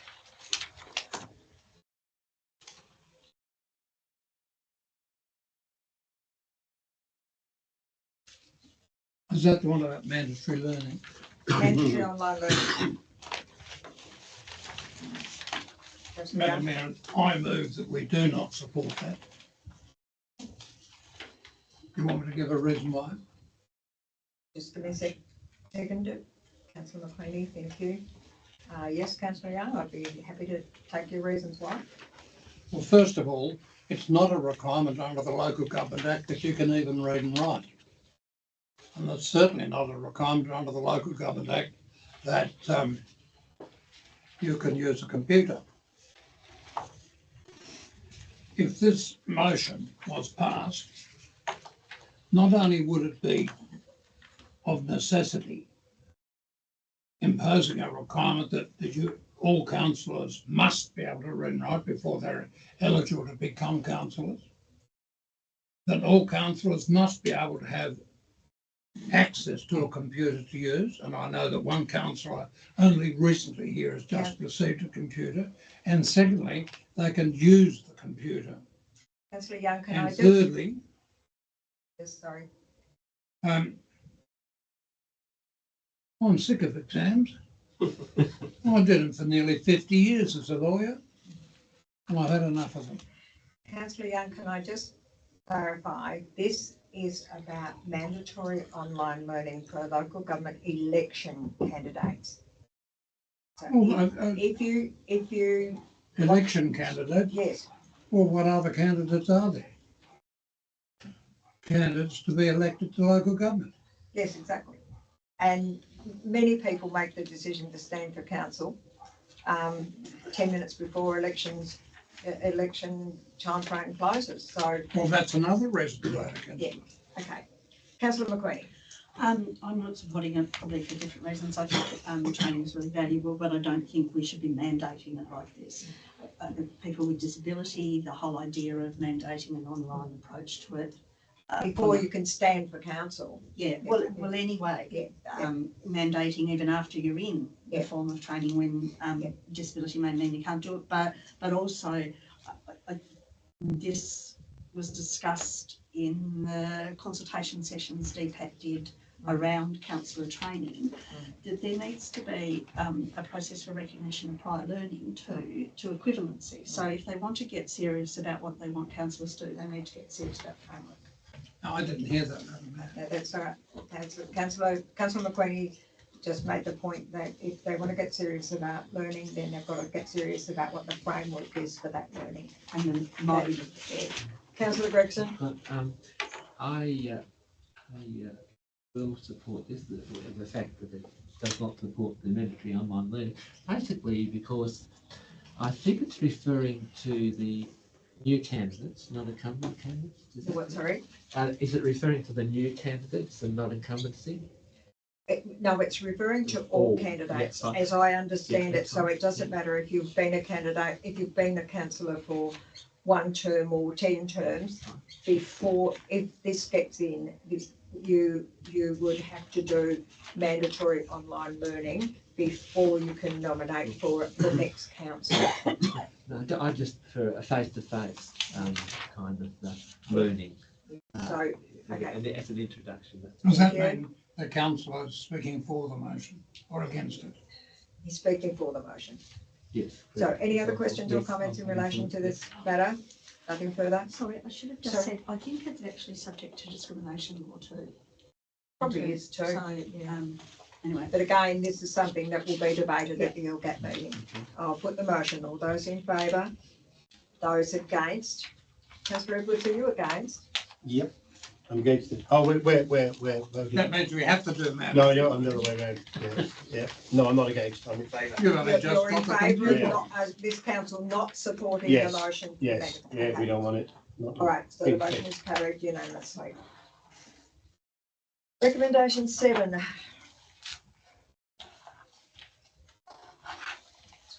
Sorry. Okay, Councillor Walker, thank you.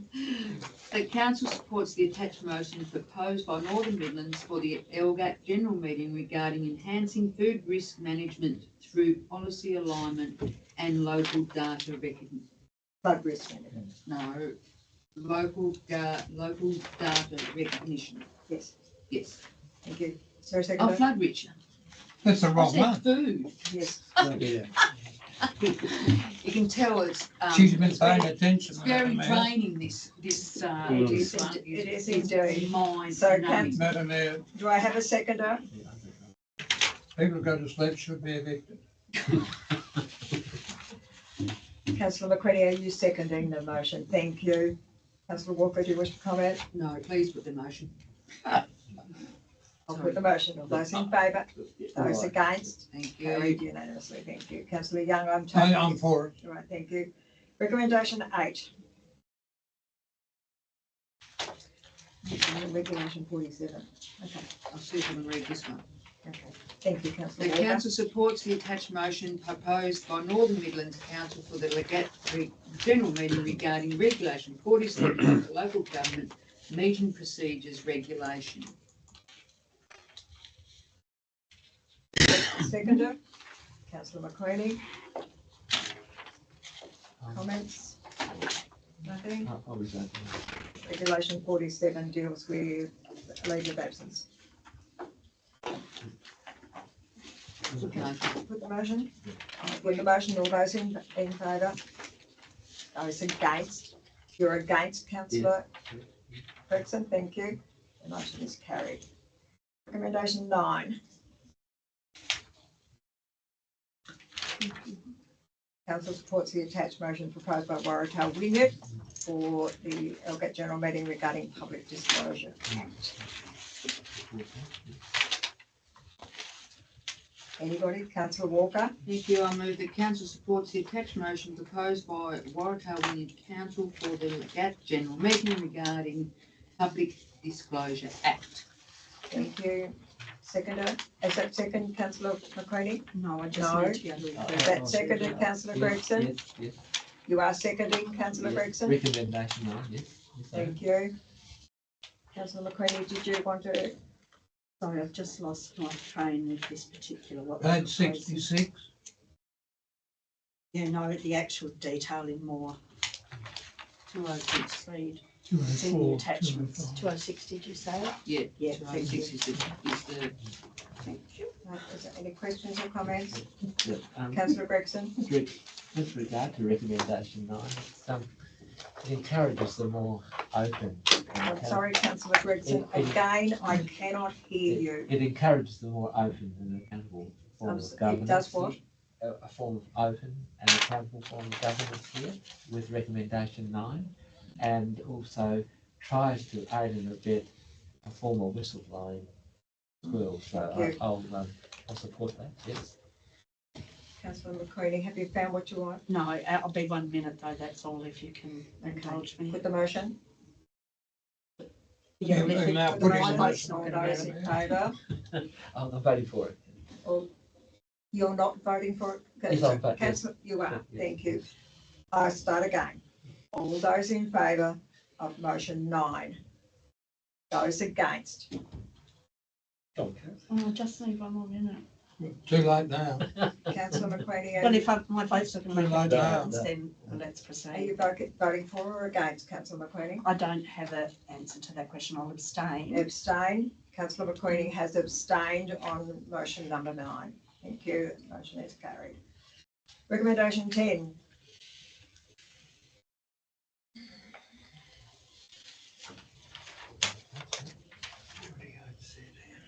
Yes.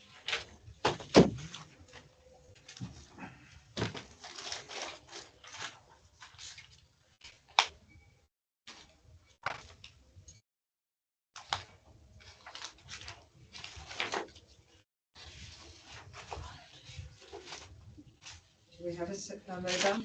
Councillor Edwards? I move that council that does not support the attached motion proposed by West Tamar Council for the Elgate General Meeting regarding review, clarify and amend section 28ZN of the Local Government Act 1993. Is there a seconder? Councillor McQueenie? Councillor Edwards, do you wish to comment? Not at the moment, thank you. Councillor McQueenie? Yeah, just that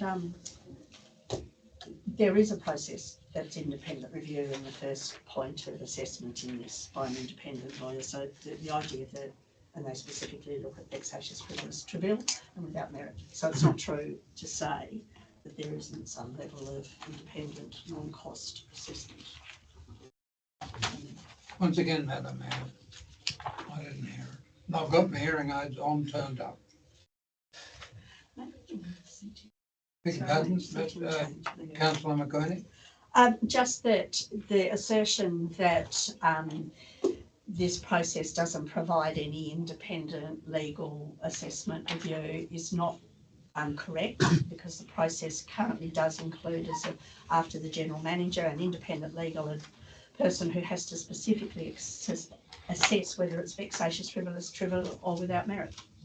So it's not valid to assert that it's not, and that is a free assessment to the councillors. This council is not supporting the motion anyway.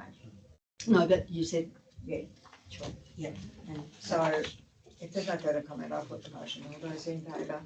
Those against? Motion is carried unanimously, I think. Councillor Edwards, did you? Yeah, I put that up. Thank you. Thank you, councillors.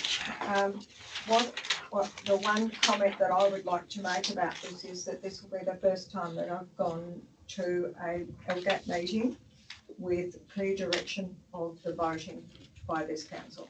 So I appreciate the fact that it is actually on an agenda and councils have been able to have a say about it. So thank you. Tedious as it was. Yes, agreed. Sorry. You didn't go to sleep again. No. Thank you. We'll move on, councillors. Agenda item 8.2 is the proposed council office closure. There is a recommendation on page 70, councillor Walker. Thank you, Madam Mayor. I'll move that council notes the proposed closure of Tribunna Council office from 12 p.m. on Thursday, 18th of December 2025 to reopen at 9 a.m. on Friday, the 19th of December 2025 and from 12 p.m. on Wednesday, the 24th of December 2025 to reopen on Monday, the 5th of January 2026 at 9 a.m. I second. Noting that there is an Yes. error in the recommendation 2026. Thank I you. second. And seconded by councillor Young. Councillor Walker, do you wish to speak to the motion? Oh, just Merry Christmas. Just to clarify, Yes. in the office. Clarify. Yes, just in the office recommendation, Thursday the 18th of December 25 to 9 a.m. on the Friday the 19th, is that to facilitate the Christmas party, is it? I suspect- Yes, it is. Yes, Good, thank you. thank you. Thank you. Any other questions or comments? Speaker for or against? The motion, all those in favour? Those against, it's carried unanimously. Agenda item 8.3 is the proposed schedule of 2026 ordinary meetings of council. There is a recommendation on page 73. Councillor Walker. Thank you. I move that council by absolute majority, 1, adopts the following schedule of dates for the 2026 ordinary meeting of councils, and 2, that the 2026 annual general meeting of Glamorgan Spring Bay Council be held on Tuesday the 8th of December commencing at 5:30 p.m. and 3, that special meetings of council can be held at any time. Would you like me to read the dates? No, thank you. I think as listed in the As agenda would listed in the be agenda. sufficient. Councillor Walker. I second. Councillor Young, thank you. Councillor Walker, do you wish to speak to the motion? Oh, no. No. Councillor Young, do you wish to speak to the motion? No, Madam Mayor. Speaker for or against the motion?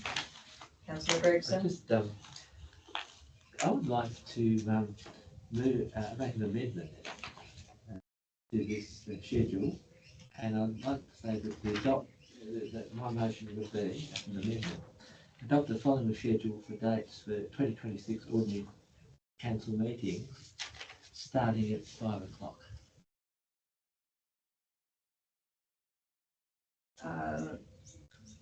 You mean all of them starting at 5 o'clock? Yes, yes.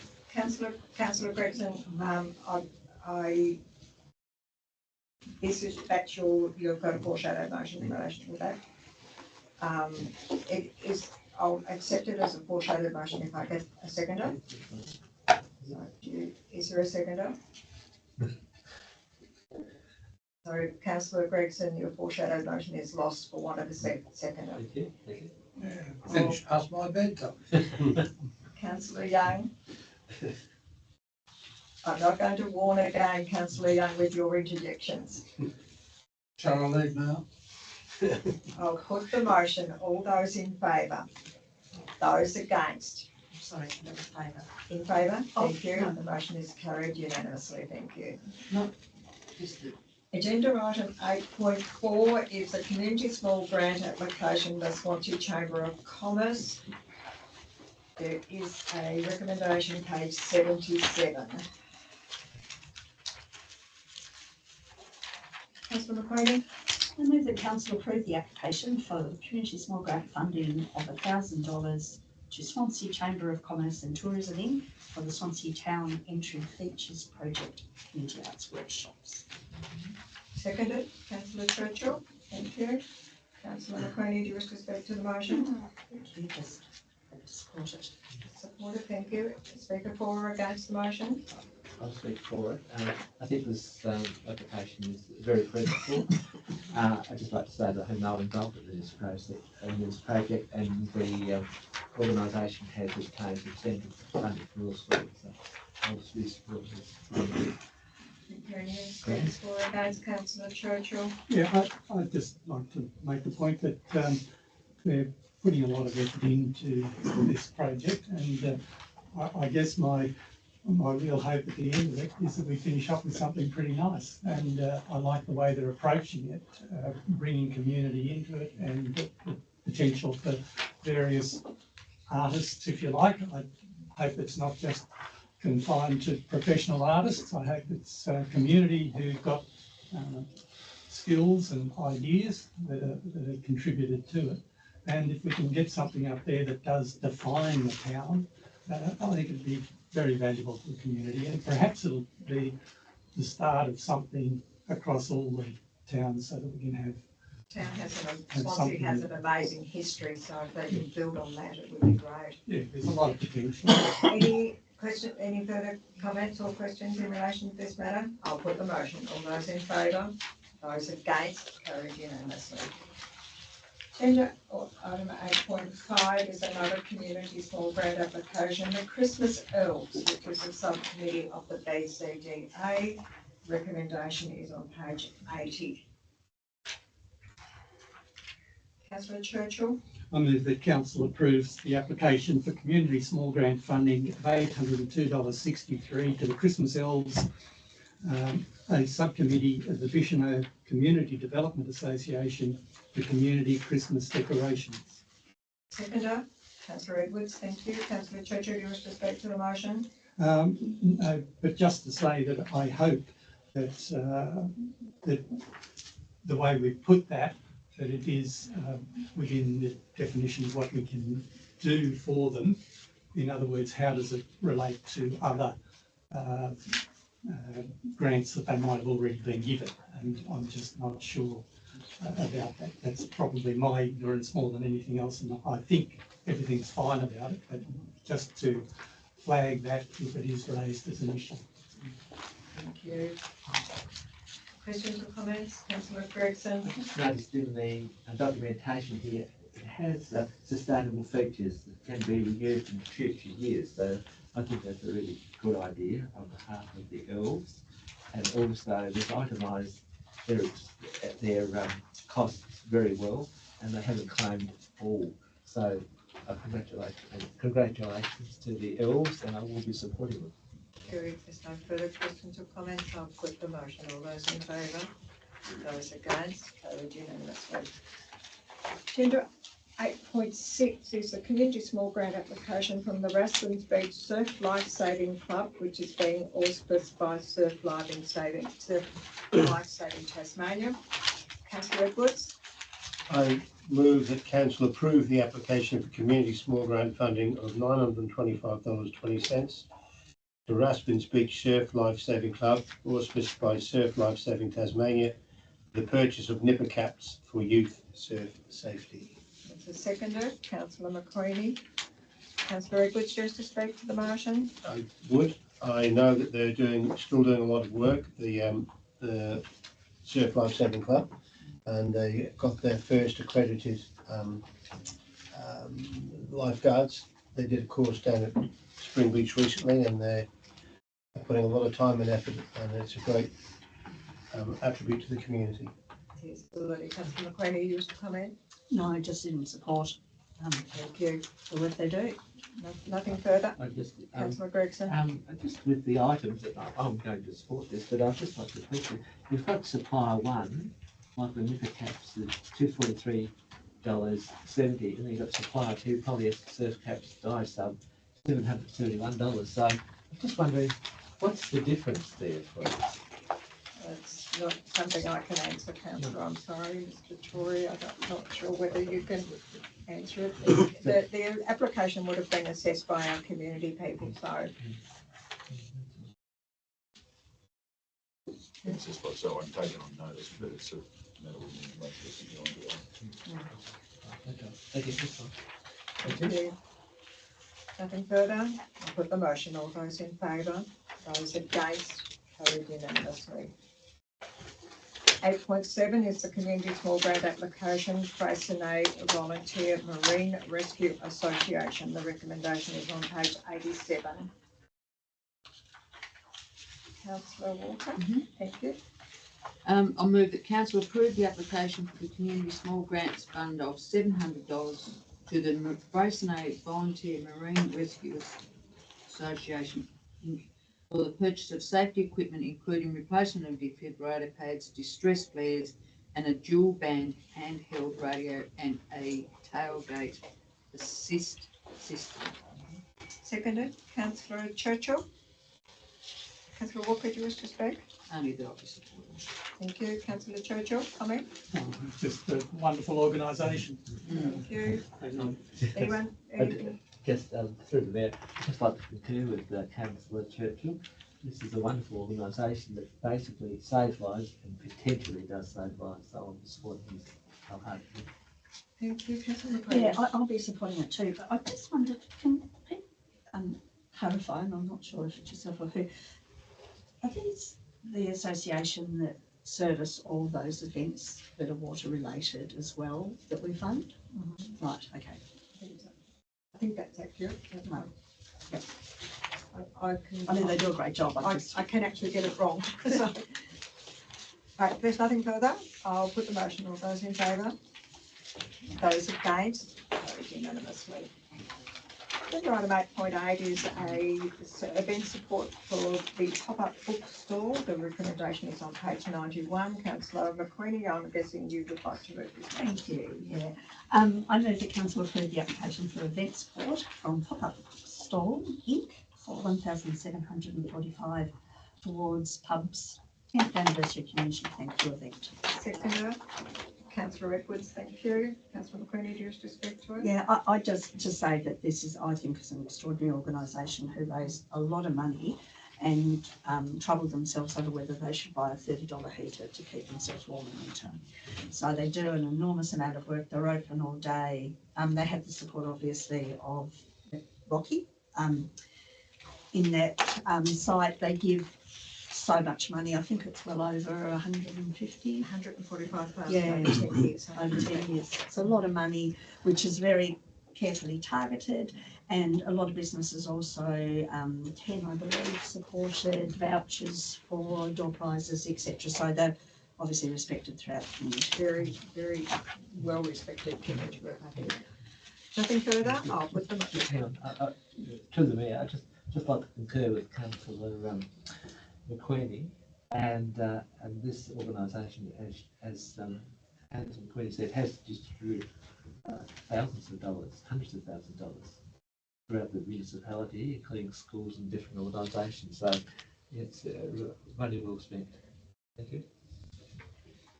Thank you. I'll put the motion. All those in favour? Those against? Unanimously, thank you. Agenda item 8.9 is the event support grant application for the Friends of Buckland Church. There is a recommendation, page 95. Councillor Edwards, on is that you? I move that the council approve the application for event support from Friends of Buckland Church Incorporated for Buckland Church Christmas carols. Thank you. Oh. Is there a can I just make a comment there? Sure. Could you put the amount of money Yes, into I was that? just I'm sorry? about to, yeah. The amount of money was not put into the. Oh, the amount of money is not in there, I will so note, yeah. the application is for, $1,000 excuse me, for $1,000. $1,000, thank you. So move the application $1,000. Yeah. For event support. Ms Clarkson, we've just added the dollar value into the motion, thank you. Noted. Thank you. I haven't got the seconder yet, so seconded, Councillor Churchill, thank you. Councillor Edwards, do you wish to speak to this motion? Just once again, another fantastic community organisation doing great things with the church, which they save from going to an Airbnb. Any other questions or comments? Councillor McLean? Oh, just to note that in line with what Councillor Edwards said, they held a fantastic string quartet Sunday as a fundraiser. So yeah, they offer all sorts of things to the community, and the carols are fabulous every year. I'll put the motion. All those in favour? Those against? Carried unanimously. Mr Shaw, you might ask councillor Gregson to return to the chamber, please.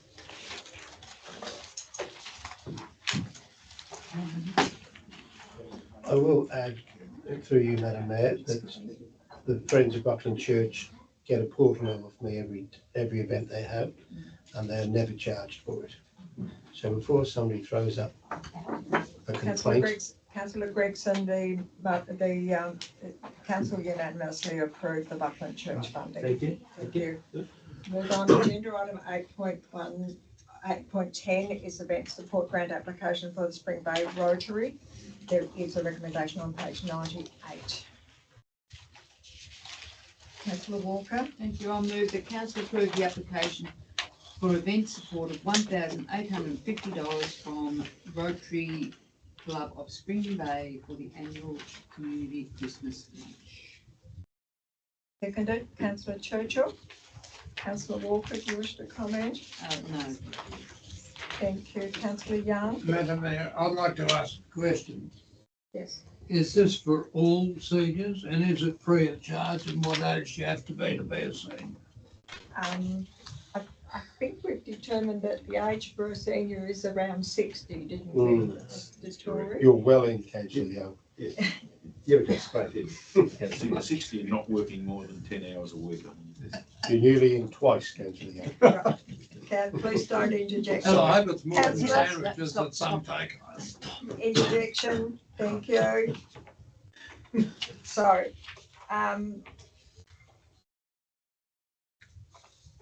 I had a seconder. Yes. I'll second. Councillor Churchill. Councillor Churchill, second, thank you. Is Councillor Walker, do you wish to comment? No. No? Councillor Churchill? No, thank you. I can quickly add to councillor Young's questions if you like, because I was involved with it for a number of years. Yes, it's free of charge. Yes, it's always a cooked dinner and pudding, and we even put on a bit of wine and beer back when I was involved with it. Thank you, Yeah, councillor. Oh, okay. I'll put the motion. All those in favour? Those against? Motion is carried. Mr. Shaw, I wonder if I could ask you to please, oh, Mr. Smith, thank you. Thank you.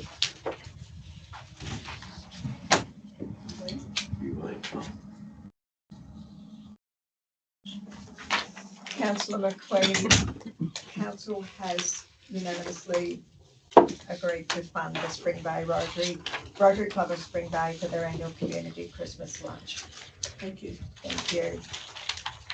Agenda item 9 is councillor motions on notice. There are nil petitions at agenda item 10. Agenda item 11 is councillor questions with councillor question time.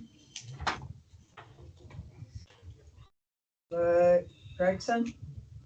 It's I've got a question here, and it's just I'll take you a bit preamble so you understand my question. Did you, sorry, I'm sorry, councillor I can't Gregson. hear What- that. What did you say, councillor Gregson? I couldn't hear you then at all, so I'm sorry, I'm not picking on you, I'm just saying that you need to really speak up, because even I can't hear And I'm sitting next to my you. Yeah, Yeah, so, sorry, Keep the preambles out of it, then we won't have to. Councillor, Councillor Young, please stop your interjections. Councillor Gregson, please speak up Right, okay. when you speak. Thank you. It's just there has been a drawn to my attention a deviation of B double trucks and semi-trailers sort of going round the, this is based in Swansea, and you probably know where the corner is, on the corner of Victoria Street and Franklin Street. That's being avoided, that corner, where it used to be the Swansea corner store, and they're going left up Wellington Street and right into Noyes Street. So I would like to ask council whether they would consider a 15-tonne limit on that section of road to avoid that. Mr. Tory, that's probably something you'd have to take on notice on thinking, because, yes, yeah, because Tasman, the section that you're referring to is under the control of state road, Yes. except the streets that you know. Where- that- yeah, Yes, where they know. And I know there was some, Mr. Smith, help me here if you can remember, there was, or if you were here when it happened, there was significant discussions around diversion of trucks at one time because of the damage that was happening to the corner store. So councillor Gregson, we just need to take your question on notice. Mr. Smith, thank you. Through you, Madam Mayor, I'm not aware of that. No. Restrictions, there's no signage or limitations on that corner, No. since I've been here. Just a note, I know that any Bennett's fuel deliveries Yeah. going to that service station on that corner actually have to go up Wellington, down Noise and come back up the road Yes. to come in on the right direction. Yeah. Otherwise they can't turn into that street. Yes. And also there is another local gentleman that parks his truck up the top of Wellington Street, because that's where he stays up there. So I know of those two large trucks that go that way, but I haven't seen much other large traffic. Councillor Gregson, Yeah. Mr. Tory, would Just you like Thanks, to Madam comment? Mayor. I just wanted to clarify, councillor Gregson, did you say it was B-double trucks or are they trucking dogs? Yeah, well, it was a semi-trailer as in the form of grocery deliveries to Morris's store, and the B-double was in respect to the Tasman Petroleum delivery of fuel. as well. Is Tasman Petroleum is that fuel delivery truck a B double? I don't believe it's, so, Madam I Mayor. don't think it's a B double. I think It's a I was told No. to do that. It's a super single. trailer and Yeah. dog trailer, I believe. The B doubles are quite different Super single. in their Madam configuration. Mayor, what's the difference? Oh, you're testing me now, Axles. councillor Young. Axles. Axles? Thanks for the yes, the number, that's absolutely Thank you, correct, Councillor councillor Walker. It is the number of axles and the length of the vehicle, the length of the trailer that determines whether it's a B double or not. And just a little bit of information that the residents are quite concerned about the road surface because they weren't really constructed for large trucks and that for continuous use, basically day and night. So, and they're worried about particularly the road deterioration, plus the braking going down Noise Street and crossing Franklin Street basically as well. So I think that's true of the majority of the streets in Tasmania, councillor Gregson, not necessarily in Swansea. no. So councillor Gregson, can I just ask you to please put your question in writing Yes. to the CEO Yes. so that he has the specific details around it Yep. and for the minutes. That would be really good, thank you. And Thank just, you. and I've also been contacted quite profusely by a number of residents, and the next one is, with the high winds at Swansea and throughout the municipality, there was a number of garbage tins here, or whatever you like to call them, blown over and rubbish has gone everywhere, especially B&Bs where they can leave them out for a couple of weeks and the rubbish goes everywhere. So a constituent did ask me to ask council whether they would consider selling, which they may have formerly done, the bin springs, which basically Councillor Gregson, ratepayers can get the bin springs through council company. they can still. They can. Oh, right. How much are they and whereabouts? That's more than I can tell you. That is something that, Through Madam Mayor, I believe it's low 20s, yeah, $25. something like that. It should be on our website, Yeah. under waste management. And there are council, where else we're at the I municipality? believe that request comes through the council chambers. Yeah. Madam Mayor, I can't get a bin for my place that works.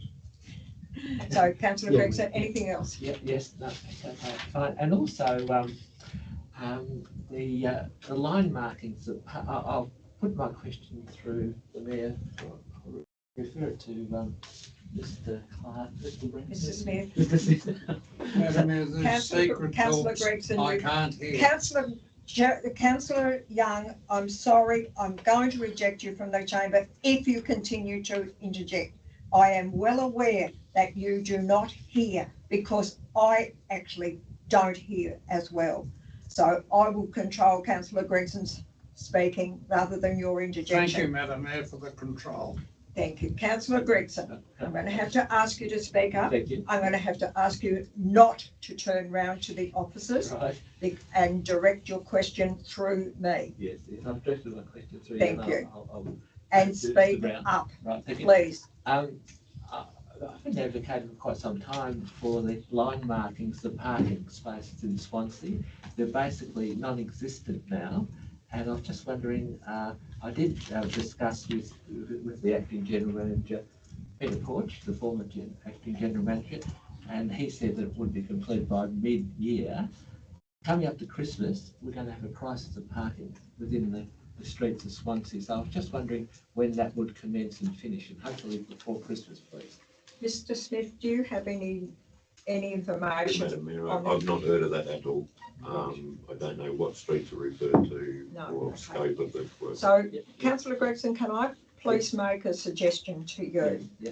The questions that you have raised are questions that you could have raised directly with Mr. Tory Yeah.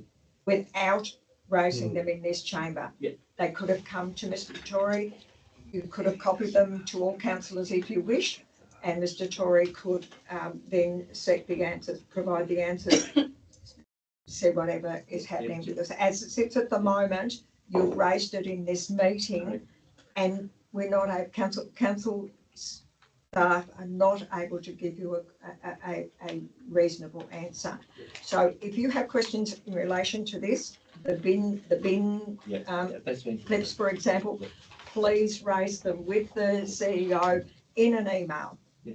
and he will handle that with his staff. Yeah, no, I take that on board, but with the parking spaces, it's just a remarking of them. And I have brought it up on a number of occasions, and nothing's been happening. And the number of So constituents. can I suggest again Yeah. that the way to get it to happen is to formally write to the CEO Yeah, okay, through an email. okay, fine. And also, okay, fine. And the last one, this is the third time I've raised it. The half basketball court at Duck Park. Is the light going to be constructed or installed before Christmas, please? Is it pickleball or No. basketball? It's I don't know. Yeah. Where is it in our plans? Is it in capital works? Yes, I thought it was. Pardon? A light? Light. Oh, a Yeah, light. yes. And I've Mr. Smith, Madam Mayor, I'll I do leave not know you. anything about it. Councillor Gregson, again, Mr. Smith will get back to you. But again, this is, yes, you can raise it in this forum, but the more efficient way to raise it is to raise these questions in an email to the CEO, please. Yes, just through me, I have done that with the acting general Peter Porch, and he's left now. As you know, we've had Mr. Porch has now left our employ, Yeah, so there will probably be things that will be still sitting on the table. But before Mr. Tory is able to catch up, and or Mr. Smith as the acting director. So please bear with the staff at the I moment. just didn't want to fall in between the gaps. if Yes, you know what I mean. yes, thank you. Thank you, thank you. Are there any other questions? Thank you, councillor McQueenie. Just a really quick comment, the shorebirds are beginning to land. It's really good that people are protecting some of them, the streams on the beaches. Yeah. And just in case anyone's out there and doesn't know about it, they fly from Alaska, a good number of them, and arrive exhausted. So if people can leave their nests in some peace, then they do actually a nest on the upper dry sand. So seeing people throw their towels all over that area, threatens them. And so it'd be great if people keep that in mind. So you have a question? I had a comment. Oh, thank you. We hadn't quite got to that section yet, councillor. But yeah. No further questions? 11.2 is comments and statements. Councillor McQueenie, I'll take your comments in this section. Thank you. Any other statements? Nothing further. Agenda item 12 is the confidential items in accordance with the requirements for the local government meeting procedures regulations 2025. The mayor is to declare the meeting closed to the public in order to discuss the following matters. Item 1.1, request for leave of absence. Item 1.2, notification of leave of absence for parental leave. Item 2.1, minutes of the closed session, the ordinary council meeting held on the 23rd of September. Item 3.1, a grant request. Item 3.2, remission of rates and interest. And agenda item 3.3, a medical services management service agreement and request to upgrade. There is a recommendation on page 102. Councillor Walker, thank you. I need a bathroom break. Can I please move that council move into closed session at 4:27 p.m? Thank you. Is there a seconder? Councillor Young, I'll put the motion. All those in favour? Those against? It's carried unanimously. Ms Clarkson will tell council, be aware, councillors, that we are still live streaming. Ms Clarkson will tell us when the